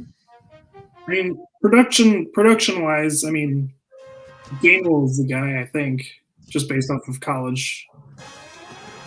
If we're just going based off of the best player available, that's probably the move. But I don't know, that Kerryon Johnson claim off of waivers makes things a little muddled. Yeah, I mean, what did you think of that, by the way, as the resident Kerryon owner? I just feel like, well, it sucks for Kerryon because, he was a waiver pick, right? So, he didn't have a choice of what team to go to. So the Eagles kind of just just shits on his face, basically, because he's basically in the same situation as he was. I think at the end of the day, if you're carry on, you kind of want to get cut almost like to not be, like in training camp, like hopefully you don't get cut. I think he's just going to be competing with Boston Scott for a roster spot. I think. It's pretty much, Gainwell's making the team most likely. Yeah. You don't take, 4th, 5th round picks and just dump them immediately. So I imagine it's going to be Gainwell, Sanders, and then probably carry on because I think he's going to beat out Boston Scott. But, that's just me believing. Kind of like that running back room, though, for the Eagles. I'm not going to lie. I kind of like it. Yeah, it's acceptable. Dynamic.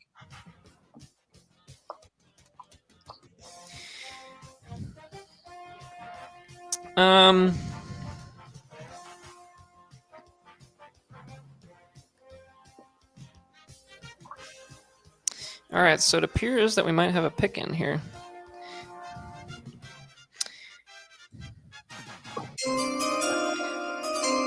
All right, so let's see, what pick are we at here? 3-1? 3-1. 3-1. The Kentucky Elk select what could be the greatest first-round fall of all time in our draft. Kadarius Toney, a first-round pick that falls all the way to 3.1. Clearly, the league liked him more than we did because I thought for sure he'd go in the second round, but I was not going to take him at 210 because of my issues with the New York Giants. So I don't need another Giant on my team. So I am impressed that he made it this far, to be honest with you, because I thought for sure he'd be gone by now. I couldn't do it. I'm not taking the 5th receiver on the Giants. It's tough. It's tough, man. I don't love his talent, but he's a first round pick. You got to take your shots here in the 3rd round. It's a great pick for Dustin, honestly. I just what are you going to put him in spots to be in like the flat as well? Like when you have Saquon Barkley, I just don't understand how they're going to use him. It's going to be better usage than the players they already have. I don't know.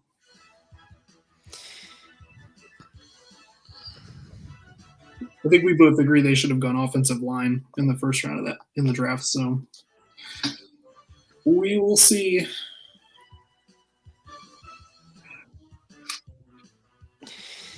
So next up on the clock, we have Justin Sr.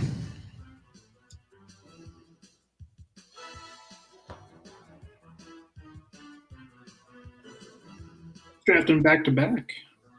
Yeah, 3-2 and 3-3.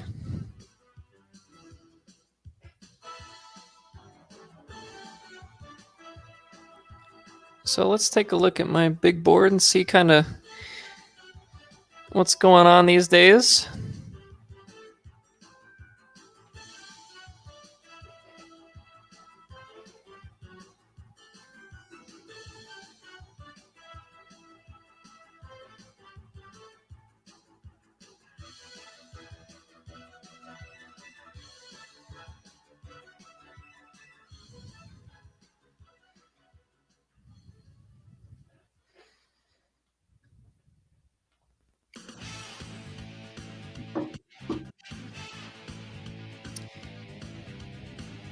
Is it possible that this soundtrack is better the second time around?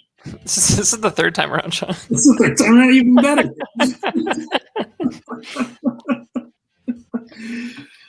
Oh, shit. It's funny.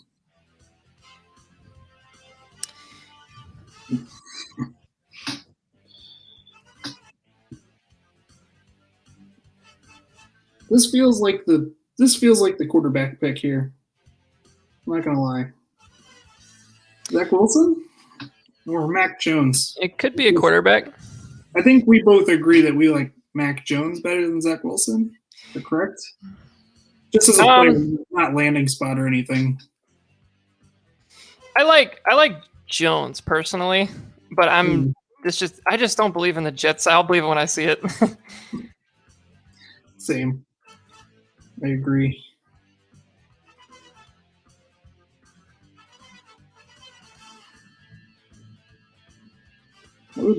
We'll complete the set for him too. He's already taken receiver, tight end, running back. Just missing the quarterback.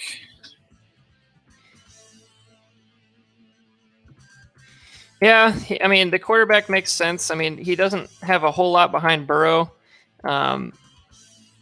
Realistically, he could take Zach Wilson. I mean, I think he's probably close to the best value on the board right now. But we'll just have to see. He's got 2 back-to-backs. I mean, he can take any of the guys on his board currently. Yeah.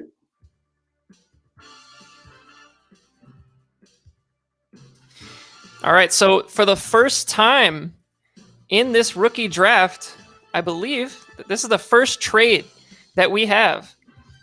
So the trade is actually between me and Justin. Would you look at that? No, you are. I'm a slick son of a bitch.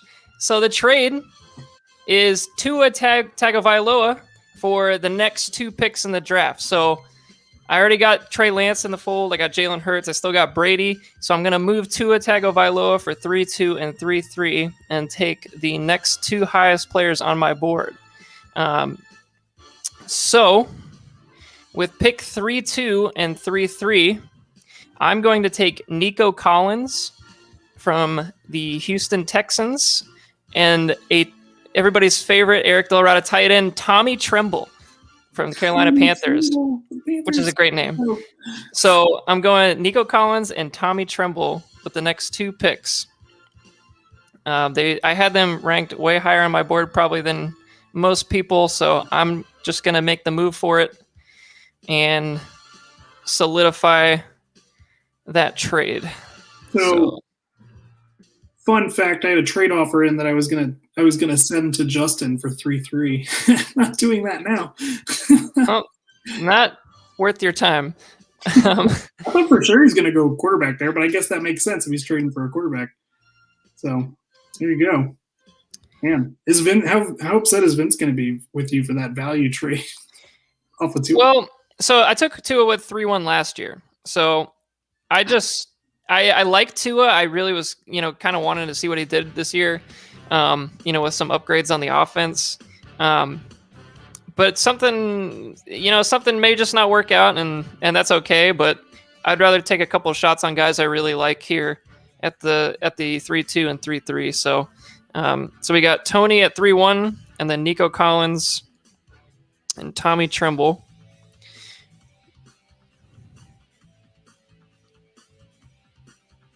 And Vince tried to trade for Tua not too long ago with me.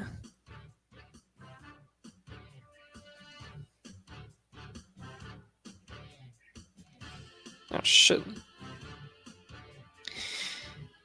Trades are always so fun. Until you're the commissioner, you have to push. Until you're the commissioner, exactly. You have to unassign the pick and then reassign the pick to me.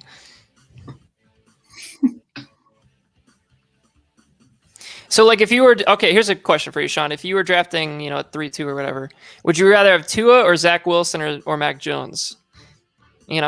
That's kind of where it came down to. Yeah. Yeah, I think that just depends on who you believe in, but... I mean, if you believe the wide receivers from Alabama, I think it's Mac Jones. Dude, Mac Jones certainly looked amazing. So let's see here. Next on the clock is Dustin Gilchrist again at 3-4. And that is it for my draft, so I can finally turn off my board and start talking about some of this, what's gone on here. Let's go to the draft board and pull that up.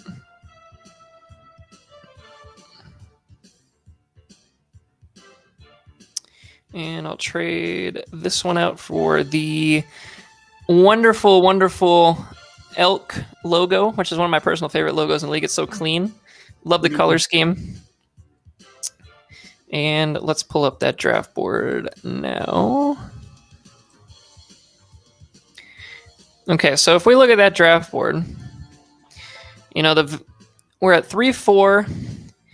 I still think there's some good values out there. We haven't had a running back in quite a while. It's been over a round. That's the theme of this draft, though. Like after the top 3, there's a tier break, and then there's a couple guys, and then nothing. Yeah, I think like anywhere between now and then towards the end of the draft, this is like where you're going to start seeing the Chuba Hubbards, the Stevensons, the Kenny Gainwells, guys like that start kind of flying off the board here, because the receiving value does take quite a bit of a hit once you get into this range. So I'm thinking Dustin. Oh, let's see if Dustin might have a pick to make here. Let's take a look.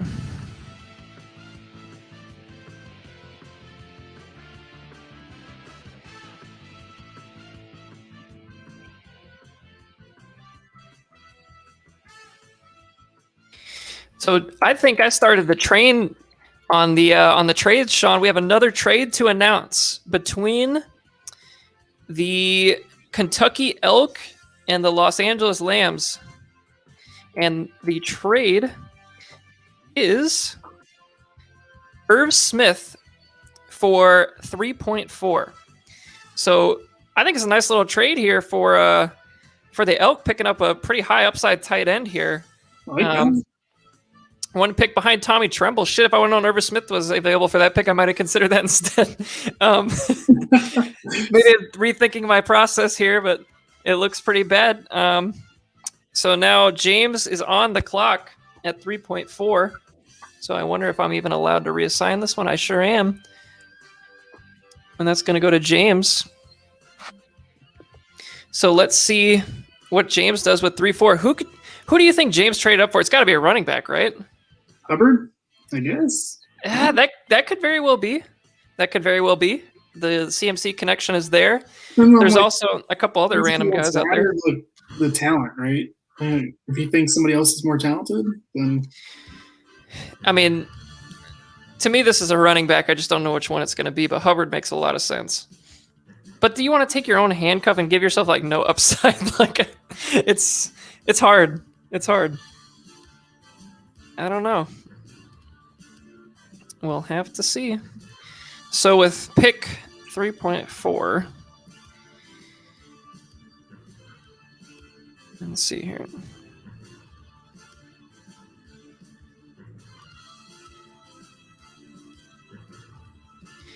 I'm going to pull down this screen and do the pick chime because we've been slacking on that. Oh, yeah.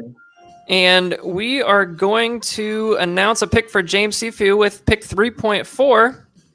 James Sifu selects Kenny Gainwell, running back for the Philadelphia Eagles. So perhaps James isn't not a Miles Sanders believer, you might say. Kenny Gainwell for Irv Smith, essentially. Interesting trade. Talent finds a way on the field. He's a talented guy. Yeah, I mean, I think he's a good player. I don't know if he's a great player, and clearly the NFL thought the same thing because he did not go in the top 3 rounds. Yeah. But I like the guy. I just don't know if I love the guy. I'm just more intrigued that Irv Smith went for 3-4, given the upside he has for this season. But he hasn't really done anything yet, so it's hard to trade him for anything more than that. So let me give James Kenny Gainwell. And I believe we're good Lord, we are on Tibbs' first pick. And welcome to the damn draft. It feels like a long time since Tibbs has been involved in the draft. So welcome to the show. So Tibbs is finally on the clock at 3-5. So I better get his banner up there so that everybody can see, because this is the only time you might see it besides 4.5. So what is Tibbs doing these days? He said he had everybody available for a fire sale before the draft. No trades were made, and we're still sitting here, and it just feels like there's still a huge need at running back. A lot of those guys kind of fell off that he had. Le'Veon Bell, Fournette, Gurley. None of them are really super relevant at this point. at 3-5, do you just take a shot at another running back here? I guess. I think that's the move.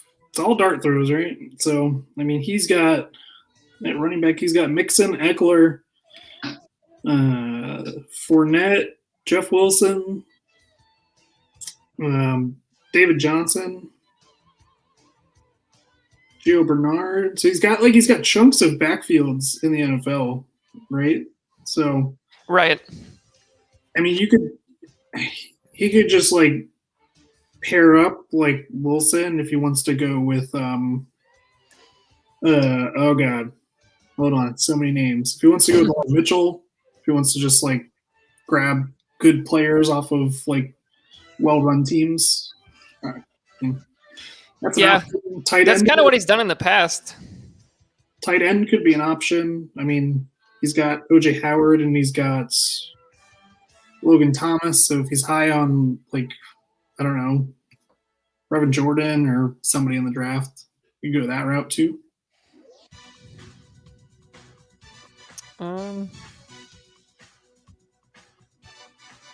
What's his wide receiver room looking like? Monty Adams, Odell, Tyreek. His wide receivers are very good. Yeah, he doesn't need a receiver by any means. But you know, running back, it's nice to just get running backs in the fold with any upside, you know. Yeah. I think it's just whoever you believe in at this point. He's got Mahomes, he's got Mayfield. He doesn't have a third quarterback. He wants to just go that route. Let's see if we can bring in somebody here that we haven't talked to. I'm not gonna bring the cheese fries in. Let's see here. If you want to, you know, hop on, talk about the draft, throw yourself in here. Throw yourself in the StreamYard backstage, and I'll throw you on right now if you have anything to talk about. Any surprises? Any thoughts on the trades? We got Tibbs here at 3 point. What are we at 3.5? Yeah, 3.5.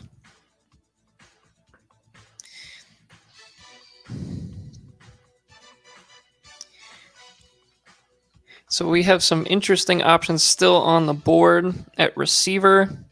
Still have interesting options at quarterback.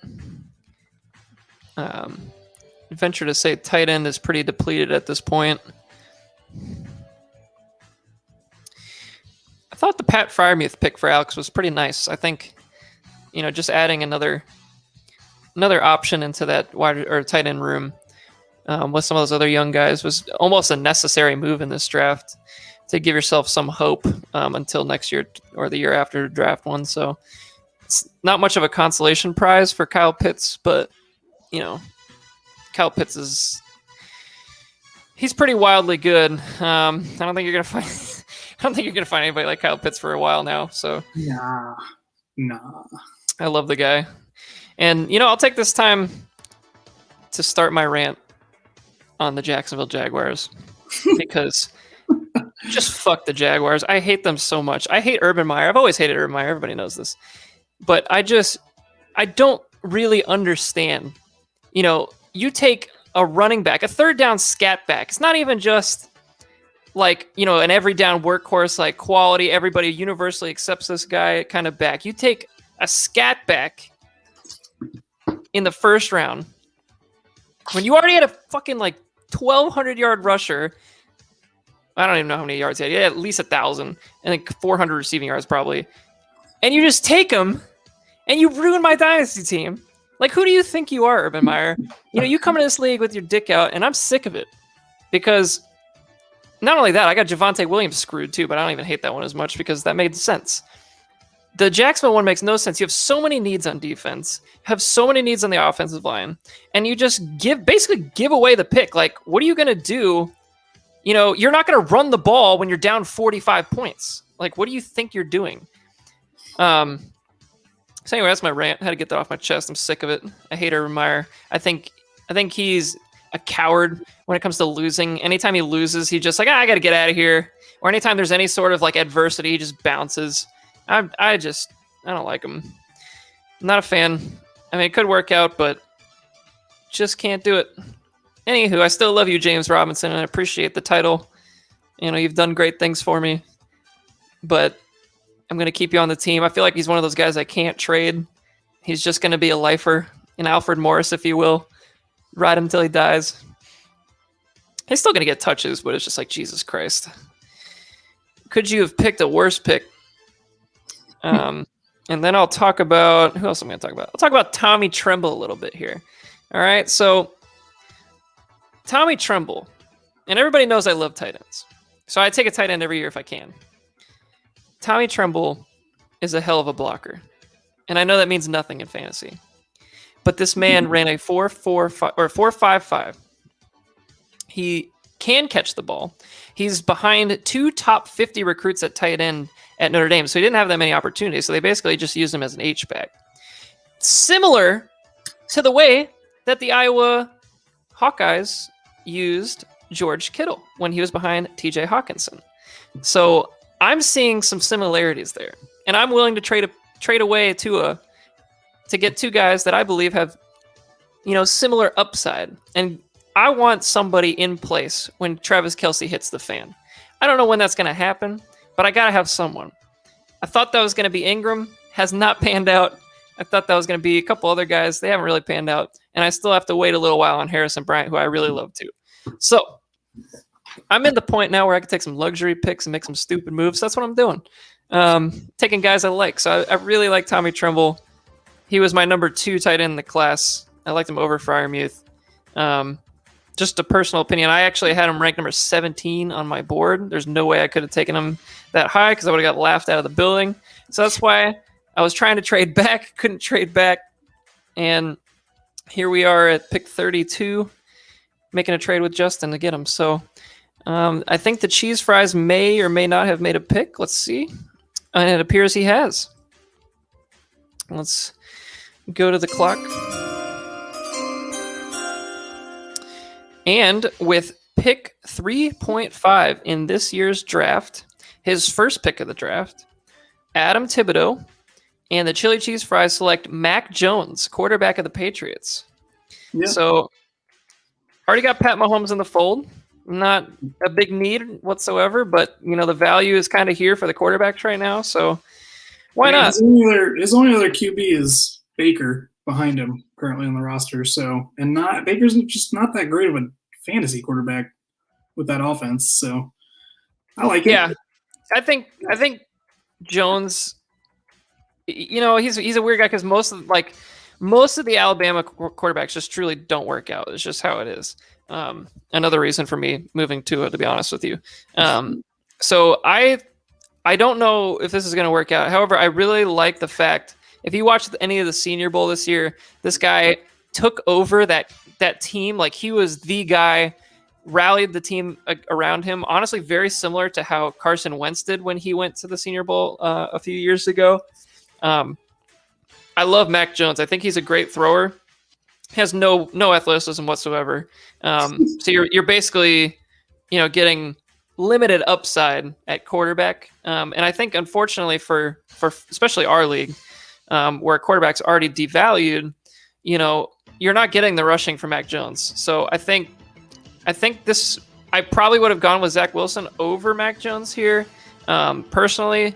But Mac Jones, as a real life quarterback, really has a lot of potential. I think he's going to be one of those guys that could work out huge for the Patriots. That being said, it doesn't seem like anybody's really worked out for the Patriots recently that have left the Patriots. So who knows? Mac Jones could be just another Matt Castle or another whatever, just nothing.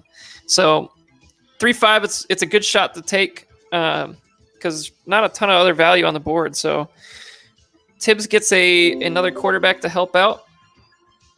And I believe we have Vince on the clock next at 3.6.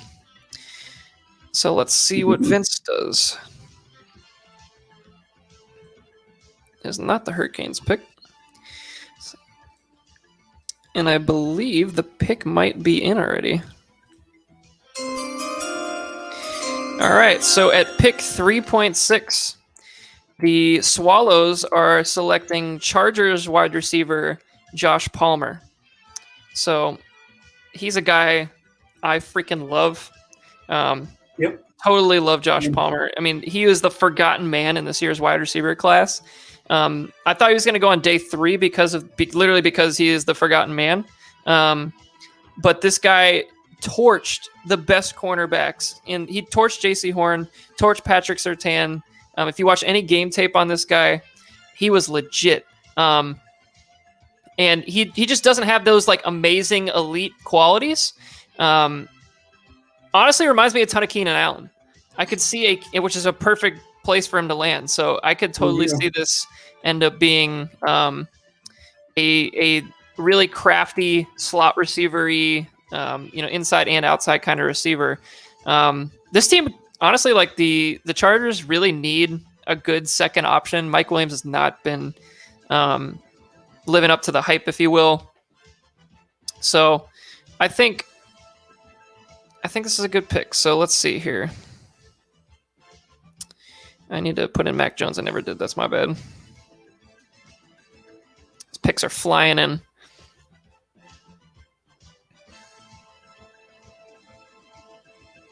Josh Palmer. What a nice little pick. Good value, too. So I believe this is the first pick for Scavelli. Scavelli. Is this it? This is it. It's his only pick. Does he have? Oh, he's got 310 as well, apparently. So let's throw his graphic up because this young man. Yeah, he's got 310 and 410. He's got both of your. He's got your third and fourth this year. Sorry, he's got. Oh yeah, he took. That was part of the AJ Green trade. I remember. So the pick is in for Scavelli already. He flew to the podium. He was so excited. He's been waiting this whole time to make a draft pick, and here he is. And he is taking quarterback Zach Wilson at 3.7. Classic Scavelli, taking the value when it presents itself. Zach Wilson, say what you want about the Jets. He's a great prospect. Probably has the highest, upside outside of maybe Lance and Fields. So I think he's probably at least better. I like him better than Jones personally. But you can kind of go any way you want with these quarterbacks here at the back. So the battle axe is getting in on the draft action. You love to see it. Taking Zach Wilson. And let me get that in sleeper.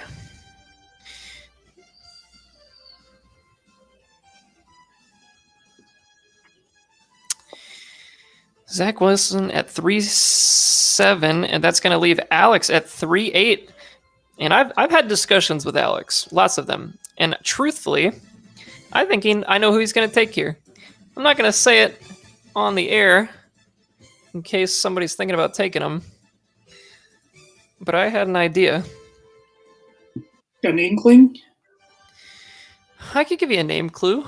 Let's see. It's a fun name. It's fun.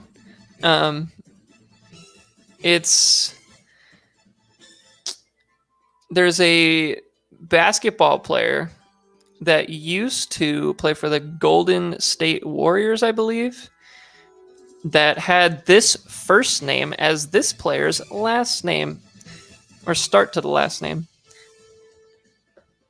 I don't know if that helps at all, but it's an interesting option. The fuck?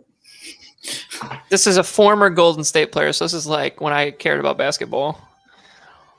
Is their first name is this person's last name? Is the start of this person's last name. So I wonder if that helps at all. Maybe he's not a Golden State player. I'm pretty sure he is, though. Let me look it up. All right, Sean. Well, it doesn't matter. I'm going to tell you anyway because the pick is in. So let me throw the graphic in.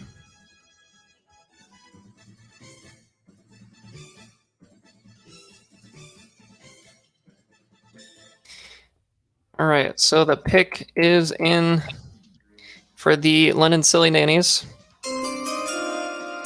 And the Silly Nannies at pick 3.8 take Ramondre Steven Jackson. Stevenson Jackson. Big stretch. Was it a stretch? Big stretch. All right, fine. I'll give you that one. It's late in the draft. This is hour 3.5. I'm trying to make that content happen for our fans. It's late in the dynasty draft when we're making Steven Jackson references. Dude, I could have made the other Steven like the football relevant Steven Jackson. That would have been better.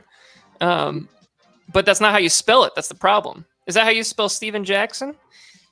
Couldn't tell you. Stephen and Jackson. Yeah. All right, so I'm not too far off, but not close either. Him and Matt Barnes have a fantastic basketball podcast. Matt Barnes, Jesus Christ, is a name I haven't heard in a while. Yeah. And next up, we have the Los Angeles Lambs at 3.9.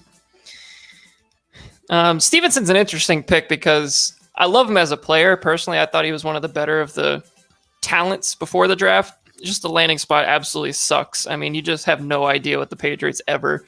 Damian Harris looked good when he did play last year. Sony Michel is still there. Burkhead's still there. James White is still there, I think, maybe. I can't remember if he re-signed or not. But the backfield just never seems to have a guy, and I don't know if Stevenson's going to be that guy either. I just love his talent. So maybe he can, turn into like a Lawrence Maroney type of back, because that's kind of how I feel like he plays. So it makes some sense.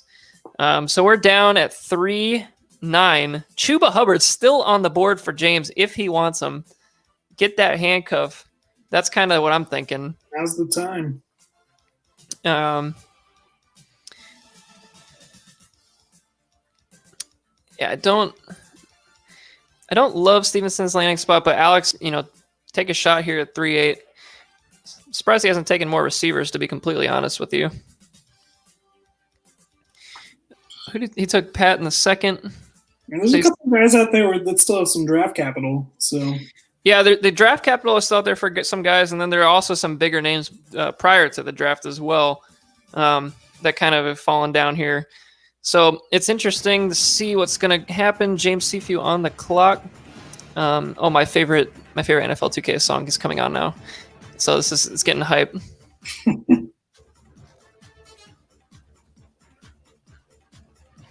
The hype is real.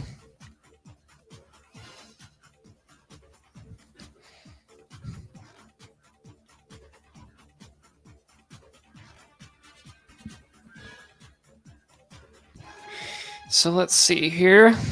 Let's go back to the draft board and take a look.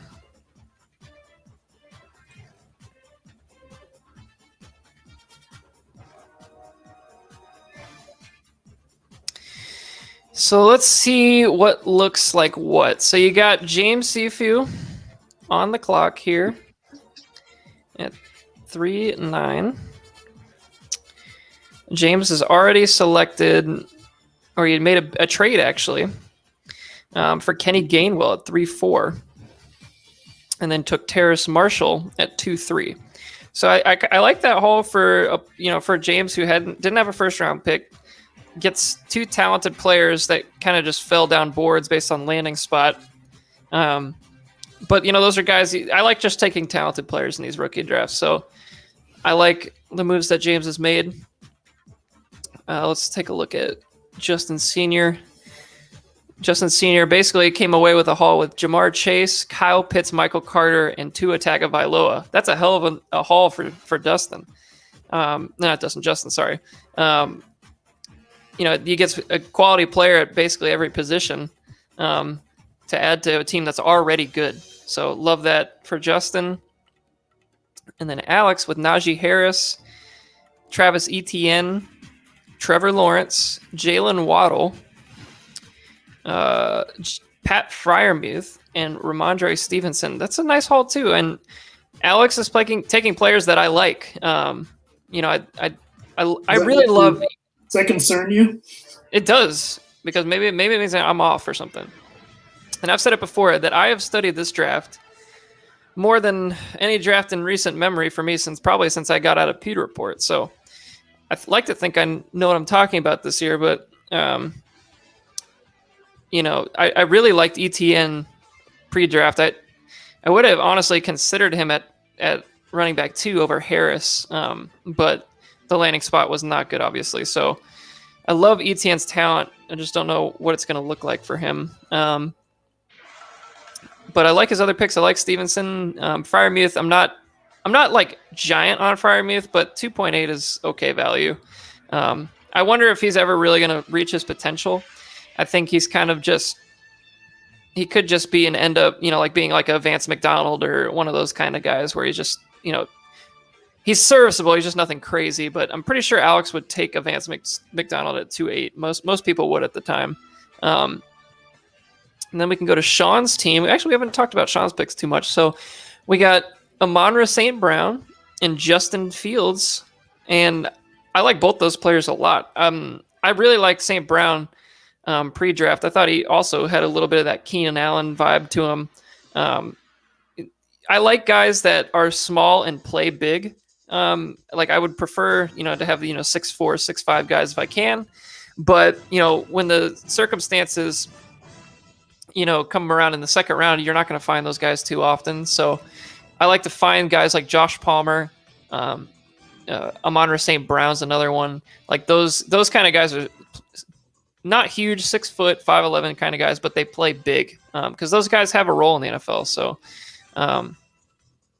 big fan of that pick. And then Justin Fields at 2.9 is totally appropriate value. I like Fields a lot coming into the draft. I think that the big three for me were Lawrence, Fields, and Lance. And Fields, he gets to throw to Allen Robinson, Darnell Mooney. He's got guys to throw to. So and Komet's a solid up and coming tight end. So I think Fields is going to pan out. I don't know how fast he's going to be able to pan out because Ohio State guys, truly don't pan out at all. But I think he's different because he started his career at Georgia too. So that's something to think about. He wasn't truly a full blown Ohio State guy. So maybe I'll take it with a grain of salt. But let's take a look at some other teams. Dustin with Devontae Smith, Rashad Bateman, Elijah Moore, and Kadarius Toney. It's a nice little haul. So let's see. We have a pending trade. So it appears that James and Sean have completed a trade. Would you look at that? And the trade is Sean, do you want to announce your trade? So while I'm doing this real quick. Oh yeah, absolutely. So I'm trading into 3.9. I'm trading James pick 4.2 and my 4th next year. Big move. So James is getting 4th round next year and 4.2 this year. Yep. So let's go ahead and process that trade. And that trade has been made. So it appears that you are now on the clock. And if you would like to, you could announce your pick as well. I would love to announce my pick. So I am taking Tylan Wallace for the ball. Oh, you dirty whore. I love him. Love me some Tylan Wallace. I watched a lot of Oklahoma State games this year, and that guy, I love him. I think he's great. So Tylan Wallace goes at 3.9. Draft capital obviously kind of stinks. I thought he was going to go way higher. I believe in the talent. But sometimes you just got to believe in the talent, right? So I like the pick. We'll talk about it more here in a second. And that's going to leave Scavelli on the clock again, I believe. Big fan of Tylan Wallace.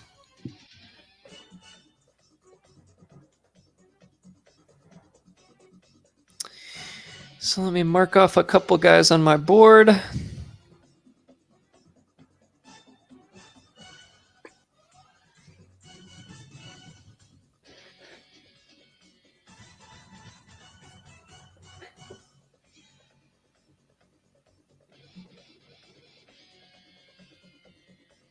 So yeah, Scavelli is on the clock.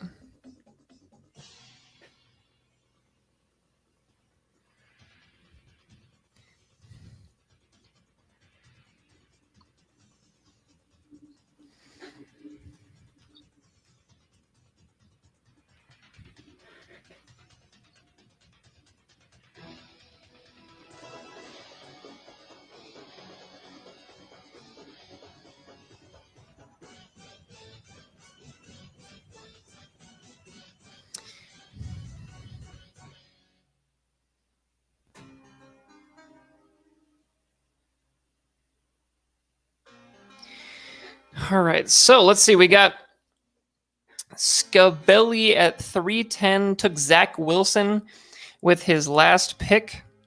Scavelli, the king of value. Sean, where's the value right now? What guy are we just forgetting about that Scavelli is going to pick? We're going to be like, what the hell? Because it happens every time. I think the value is in people not just giving up and going to sleep at this point, but it's fun. We're going to keep moving. This is hour 2.5, so move it along. So the once a year thing, Sean, we're just going to power through. No, realistically, I mean, like I said, there's still players with draft capital. Whether you like them or not, there's probably going to be opportunity for them in the offenses that they went to. So I could have gone that route. I just went with the player that I thought was the most talented. Yeah, I really like Talon Wallace. He's a perfect fit in that offense, too, to be honest with you. So let's see here. So the pick is in for Scavelli.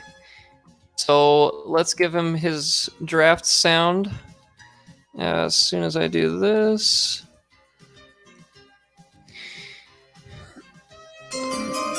So with pick 3.10, Scavelli is picking Chuba Hubbard, which I think is probably the best value. I mean, truthfully, he's the highest guy ranked on my board. Scavelli, adds a running back with, super high upside. Big fan of Chuba Hubbard. Just don't really love the landing spot. And honestly, like he played so shitty this year at Oklahoma State. I just couldn't take myself to draft him. I just couldn't do it. He reminds me a little bit of that Lake Seastrunk vibes, if you will, because Lake had a great year, then had a down year, and then came to the NFL and did literally nothing. So I wonder if it's that kind of career trajectory for him, or if McCaffrey keeps getting hurt, he could really be a quality player. So who knows? I just love that 2 Oklahoma State players went back to back. That's great. We got a meme in the chat now. Hold on, a meme in the Discord chat. It's a Drake meme. That's a good one. I love it. I love it so much. That's perfect. So let's see who is next on the clock here at 4-1. Into the 4th round. You'll love to see it. Into the darkness we go. This is when it starts to get real interesting. And then we got the 3-round free agent waiver wire draft coming up later this week too, which is going to be exciting. So let's give Scavelli his Chuba. What a name. And then next up is Alex Morales at 4-1. He's back. He's back for more. Bring me another. This man loves his draft picks. Whether they work out, that's a whole nother thing. So let's give Alex his banner up.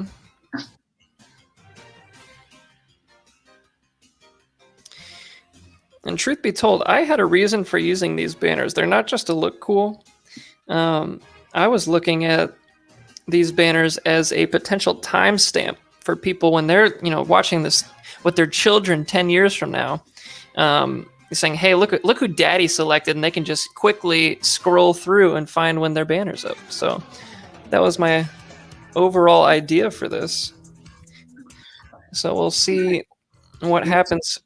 You want to take the deep shot on who Alex is going to take here? What do you think?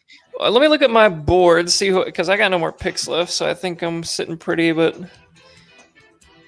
I mean, you got some options here. You got Khalil Herbert is out there.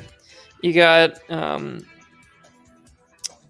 good landing spot guys. Cornell Powell, some falling kind of guys. Dwayne Eskridge. Just Anthony Schwartz for the Browns had a hell of a pro day. Literally ran a 4.28 at 6 feet. He's insane. Jesus. That boy's fast. There's also, there's everybody's favorite Tutu Atwell, who weighs the same amount of pounds I do. If you want to give it a shot, you want to put me out on the field? I don't think so. But if you if you want to take a shot, Tutu Atwell's out there. That boy needs some milk. That boy needs a lot of milk and a lot more hamburgers. Dude, that guy got drafted in the second round. Let's talk about that. Wild. Second round. I mean, 47 overall too. So like, he's got to go with one of these picks in the fourth, right? Just to take a shot on the draft capital. What is draft capital in Los Angeles? They don't have it. Well, and when they do have it, they just fuck it up. It's just the Leo meme with the money.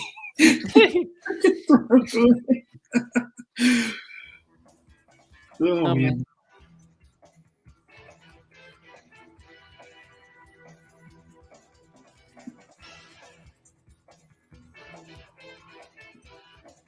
This song sounds like a song from one of the Sonic the Hedgehog games. Dude, this song rips, dude. This is one of the best ones. Anybody else thinks that? Let me know. Because this is what it sounds like. I don't really know much about this song. But we do have a pick that is in, and it is Dez Fitzpatrick for the Tennessee Titans. There's not 310, it's 4-1, so that's my apologies on that one. But Dez Fitzpatrick, really nice draft capital, and a good landing spot. Alex is, giving the landing spot a chance. And I can't blame him because it's a good landing spot. He's pretty much the wide receiver 2 job is between him, Josh Reynolds, and that's kind of it. There's not a whole lot of other options there. So you got to like that. Next up is James Sifu from that trade down. You know what that sounds like to me? That sounds like A.J. Brown's going to get the ball a lot. I drafted him in Galactic because I believed. Good life choices. How much do you buy into how hurt he was all year last year? Did you see that report that came out a few months ago? I mean, he's questionable as it stands right now in Sleeper, so he might still be hurt. I don't know. Team doctors recommended that he miss the rest of the year in week 3 with a season-ending injury, and he played the whole year. I mean, I love the hustle. Those are guys I want on my team. Jesus Christ. Those are guys I want. He was still a top 24 receiver last year, too. Insane. Him and DK Metcalf are just fucking animals, man. Dude, Metcalf is... I mean, honestly, if you're going, based on a pattern, you got to take Elijah Moore this year because Ole Miss receivers are working. So just keep going to the well until they're toast. What a shift for the SEC with all these receivers. It's crazy.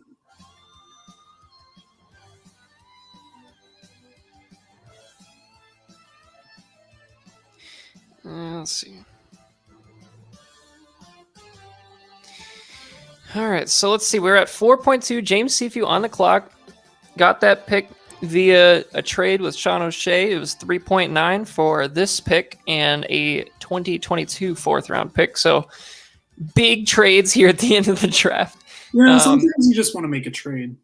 Sometimes you want to just make a trade to make a trade, but I also like it too because if you got a guy that kind of slips into that late third like Wallace, go get him. Fuck it.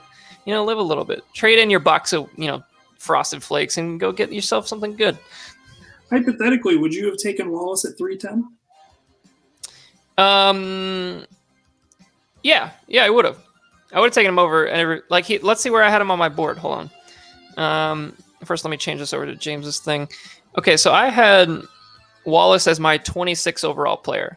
So I had him at like 3.6-ish. So that's the perfect value for me. Yeah. I like him a lot. It was the landing spot in the draft capital for me. If he had gone, 3rd round to the Ravens, he would have bumped way up my board. But because he went so late is what concerns me. Tylan Wallace, though, when you watch him on tape, he reminds me so much of like Steve Smith. Like he just, not the Giants one, of course, the Carolina Panthers one. He's got so much dog in him. Like that guy just wants to just make people look stupid. And I love guys like that. Yeah, I watched a ton of Oklahoma State games this year, and he just stands out. Like he just knew everybody knew he was the best player on the field, and he still made plays. He had 2 ACL injuries, I think, and then still was just as good after them. I think that's honestly probably why he fell so far in the draft, is because of the injury history he's had. But I think you're getting like a second round dynasty rookie draft talent in the third. So it just matters if he puts kind of all that stuff together on top of playing in an offense that's not super friendly with receivers as of right now. So yeah, so I liked Wallace a lot. That was a worthy trade up in my opinion. And then James moves down a couple spots, and what appears to now be panicking, taking 4 minutes of his clock so far at 4-2. So we'll see if this move, maybe this move caught James off guard. Maybe the guy I thought was going to be there is not there, and Des Fitzpatrick perhaps. That seems like a James kind of guy. Let's see. I think we hit the end of our NFL primetime music. We're going for another hour, Sean. Hit it again. DJ, light it up. DJ Deli Fresh bringing you the same tracks over and over. Do you realize, Song, that there's 24 tracks in this compilation, and we've gone through it now 3 times? Okay. So we're just crushing it right now. I want to see what the top comment is on the video. Let's see. This shit slaps. Please.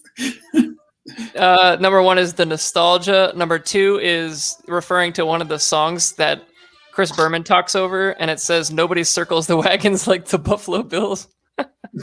Accurate. And then NFL Primetime kicks some serious ass for 2 reasons. Chris Berman's commentary, and it's the greatest soundtrack for taking a dump. That's so accurate, though. How sick would that be? I honestly would feel really good about doing any sort of like paying bills while I'm doing this. I'd feel like they're so much cooler. Fucking this bill up. Let's get it. All these bills. So let's I'm gonna start creating some draft class little graphics here, because I'm curious to review some of these. Can we just start doing live draft grades, Eric? Nah, I'm not gonna do that because I think we got plenty of off season to work on that. So I was actually unaware that James has back-to-backs here at 4-2 and 4-3. So let's see who James goes with. So let's give him the draft sound. That's why it was taking so long, is because he had 2 picks. See, I'm giving James crap for no reason. So with pick 4-2 and 4-3, James is taking Bengals running back Chris Evans, not Captain America. And he's also taking Javian Hawkins, undrafted free agent for the Atlanta Falcons. So 2 running back just shots in the dark. I think Chris Evans got drafted, if I'm not mistaken. Yeah, Cincinnati. So that's cool. I can throw those in. That's too funny. James, you suck. I was going to take Hawkins. I think Hawkins was kind of on everybody's short list as like flyer kind of guys. You dirty, dirty whore. All right.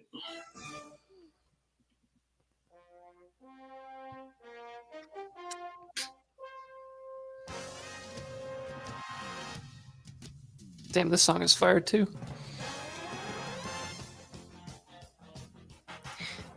James, are you sure you didn't want the Bengals kicker Evan McPherson? Was that who you're looking for? To replace Randy Bullock? How dare you? And we have a Sean O'Shea pick at 4-4. All right. We got a pick in already? Look Maybe. at this. Sprinting to the podium. I love it. Sprint to that podium.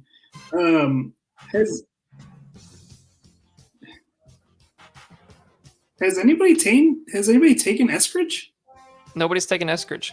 I'll take Eskridge. Dwayne Eskridge is all yours. At 4-4, the value is there.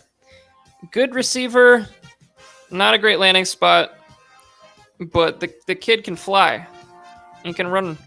So Sean O'Shea and the long gamers select Dwayne Eskridge at 4-4. Nice little value. That's Scavelli-like value right there. All right, never mind. It's not that far. But thank you. Scavelli value is like Nick Chubb at 1-9. So that's going to leave Adam Thibodeau, his last pick of the draft. That seems like it would have been a Tibbs pick. Give him 2-2. I gotta be honest with you, I did not like Dwayne Eskridge at all, but he was really fast. And you just got to take guys that are really fast now. So, like I said, I was going to take Hawkins, so I was just I'm surprised that Eskridge has made it down here. To be honest with you, yeah, like I think he's not like a guy that I was targeting, but like definitely in the 4th round, great value. So Tibbs is up after taking Mac Jones at 3.5, and Tibbs can probably take another running back flyer here if he's kind of interested in that. There's not a ton of great values as I'm looking at my big board right now. I'm seeing not a lot. There's nothing there. It's all gone.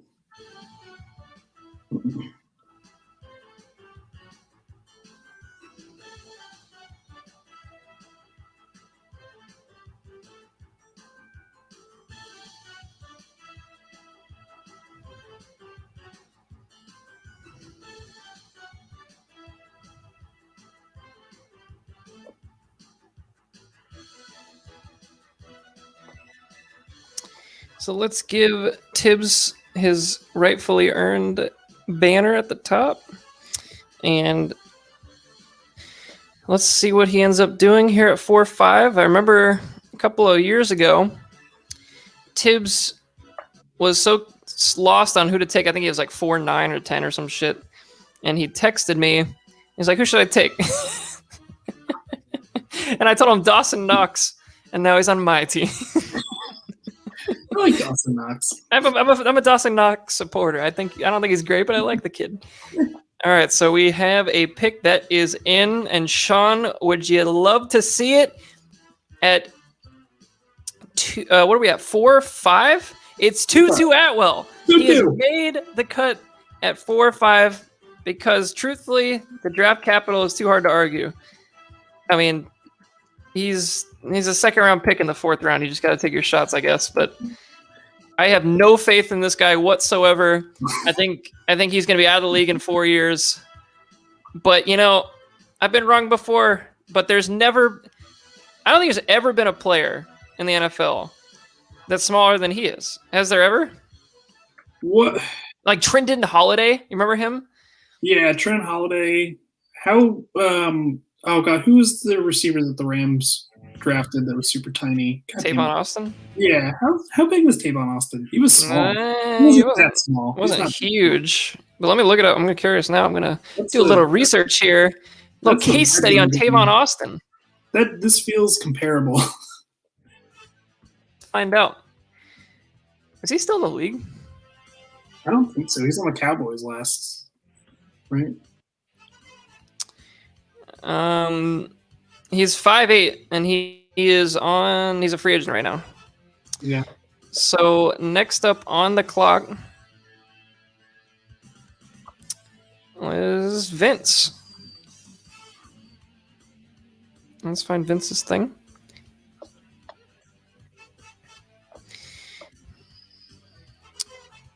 And wow, this is a shocking pick, gentlemen.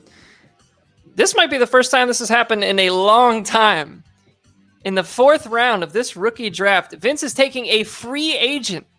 He is not selecting a rookie, he's selecting a free agent. And this free agent is Kendrick Bourne. Wow, I did not think I'd see that today. I learned something new. So with pick 4.6, I didn't even know he was a free agent, to be honest with you. Kendrick Bourne, the Bourne identity, is now a member of the Swallows at 4.6. That is unbelievable. Little action here at the end of the 4th round. What other free agents are out there now? I gotta go looking. I gotta see what's out there. I'm scared. I mean, Kendrick Bourne is in line to get a lot of touches. I mean, it could be worse. I mean, if you're trying to win now, that's your move right now. Wow, I am blown away. Kendrick Bourne. Former first-round pick John Ross is a free agent. Sean, I gotta be honest with you, I don't want any part of that. I saw him bust for Dustin once. I don't want to see it again. So let's see. I gotta set some players here, and we got Tibbs took Tutu Atwell, who was not on my board at all. Actually, couldn't do it. I'm such a huge fan of the free agent pick. I can't remember the last time we saw that. When was the last time? I don't remember. So this sleeper does not let me pick Kendrick Bourne, so I'm going to find the funniest name I could find that has no chance of being taken.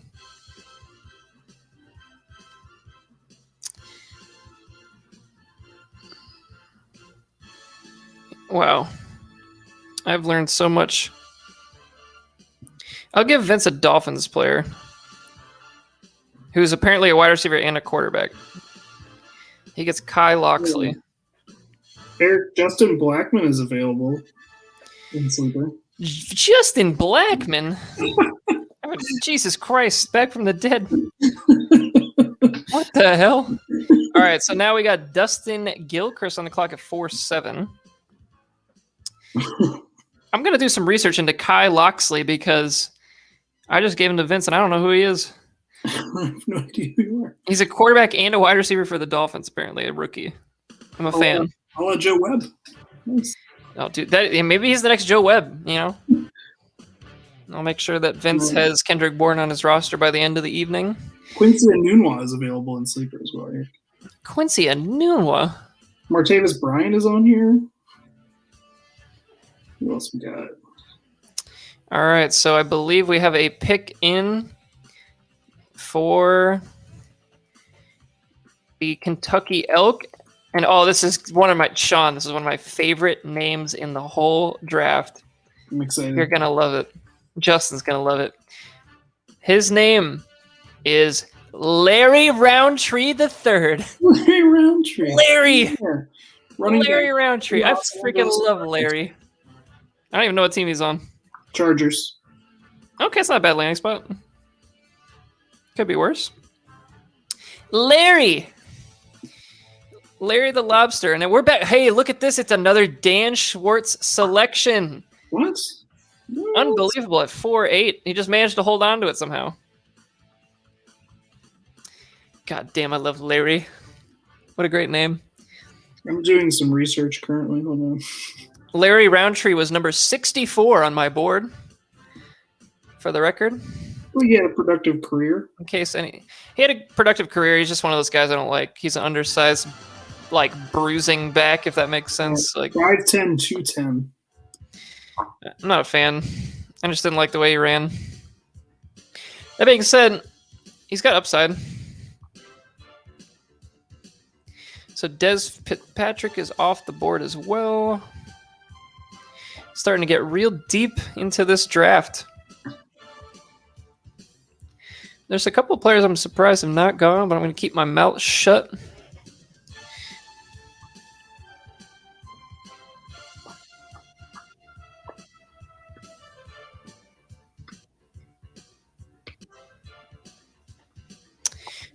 And let's see here.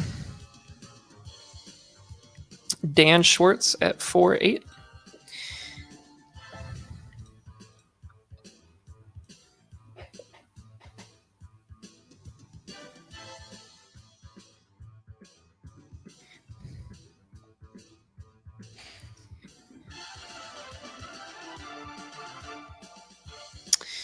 All right, so it appears that we have a pick that is in for Dan.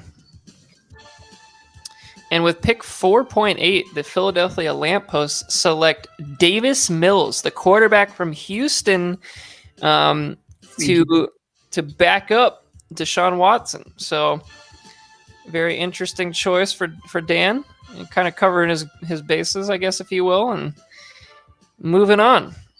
So 4.8, Davis Mills.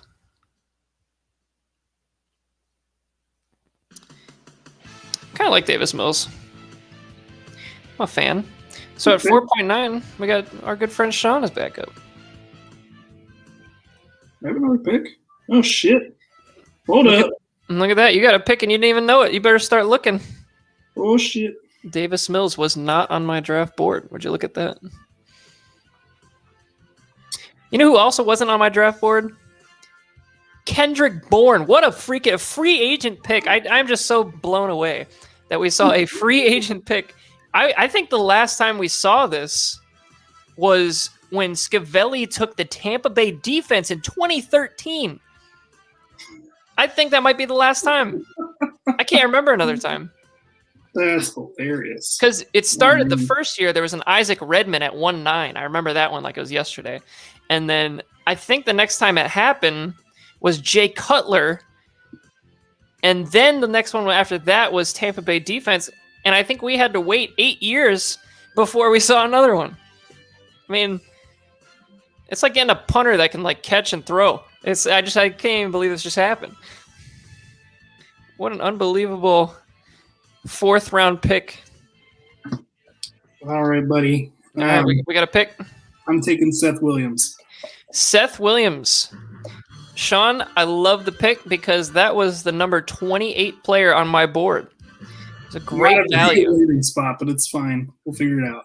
The landing spot sucks, no question about it, but I think he's got a ton of upside. Seth Williams, he's kind of what they...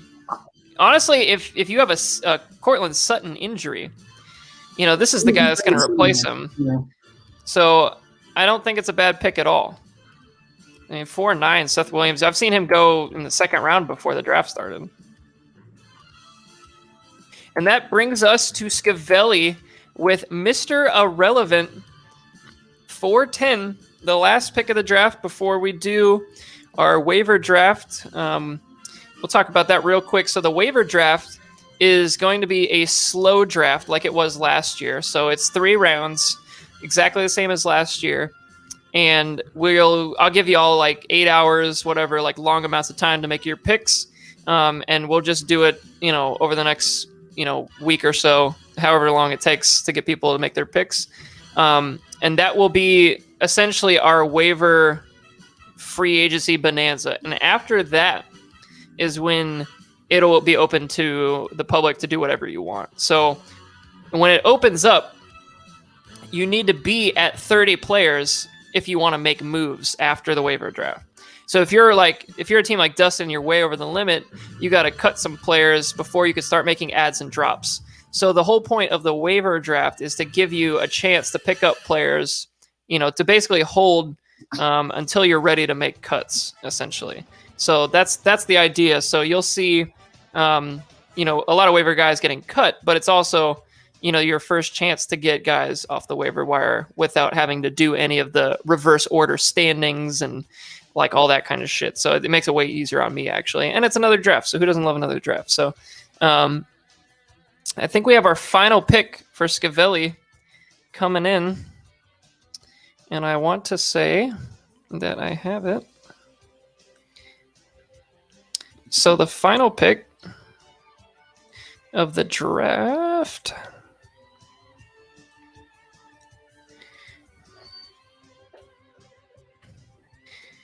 is going to be at 410 for Scavelli is Anthony Schwartz, the 4.28 speedster for the Cleveland Browns. And that's going to do it. We have successfully made it through another rookie real draft.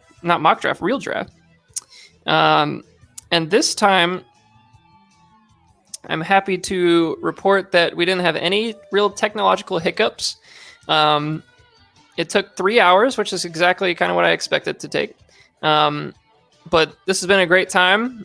Sean, I really appreciate you getting on, helping me do some of this because it's impossible to do it myself and talk for 4 hours or whatever I talked for by myself. Props to you, man. You carried the load. I just sat here and made bad jokes. Yeah, we'll definitely do like a rookie recap. We'll do draft grades. We'll do podcasts for all that. and then I'll get you guys some more information about that waiver draft. So I'll see y'all in the Discord here in a couple of seconds, just so we can do some final wrap-up discussion, and we'll see y'all later. So thanks for joining us for another rookie draft, another year.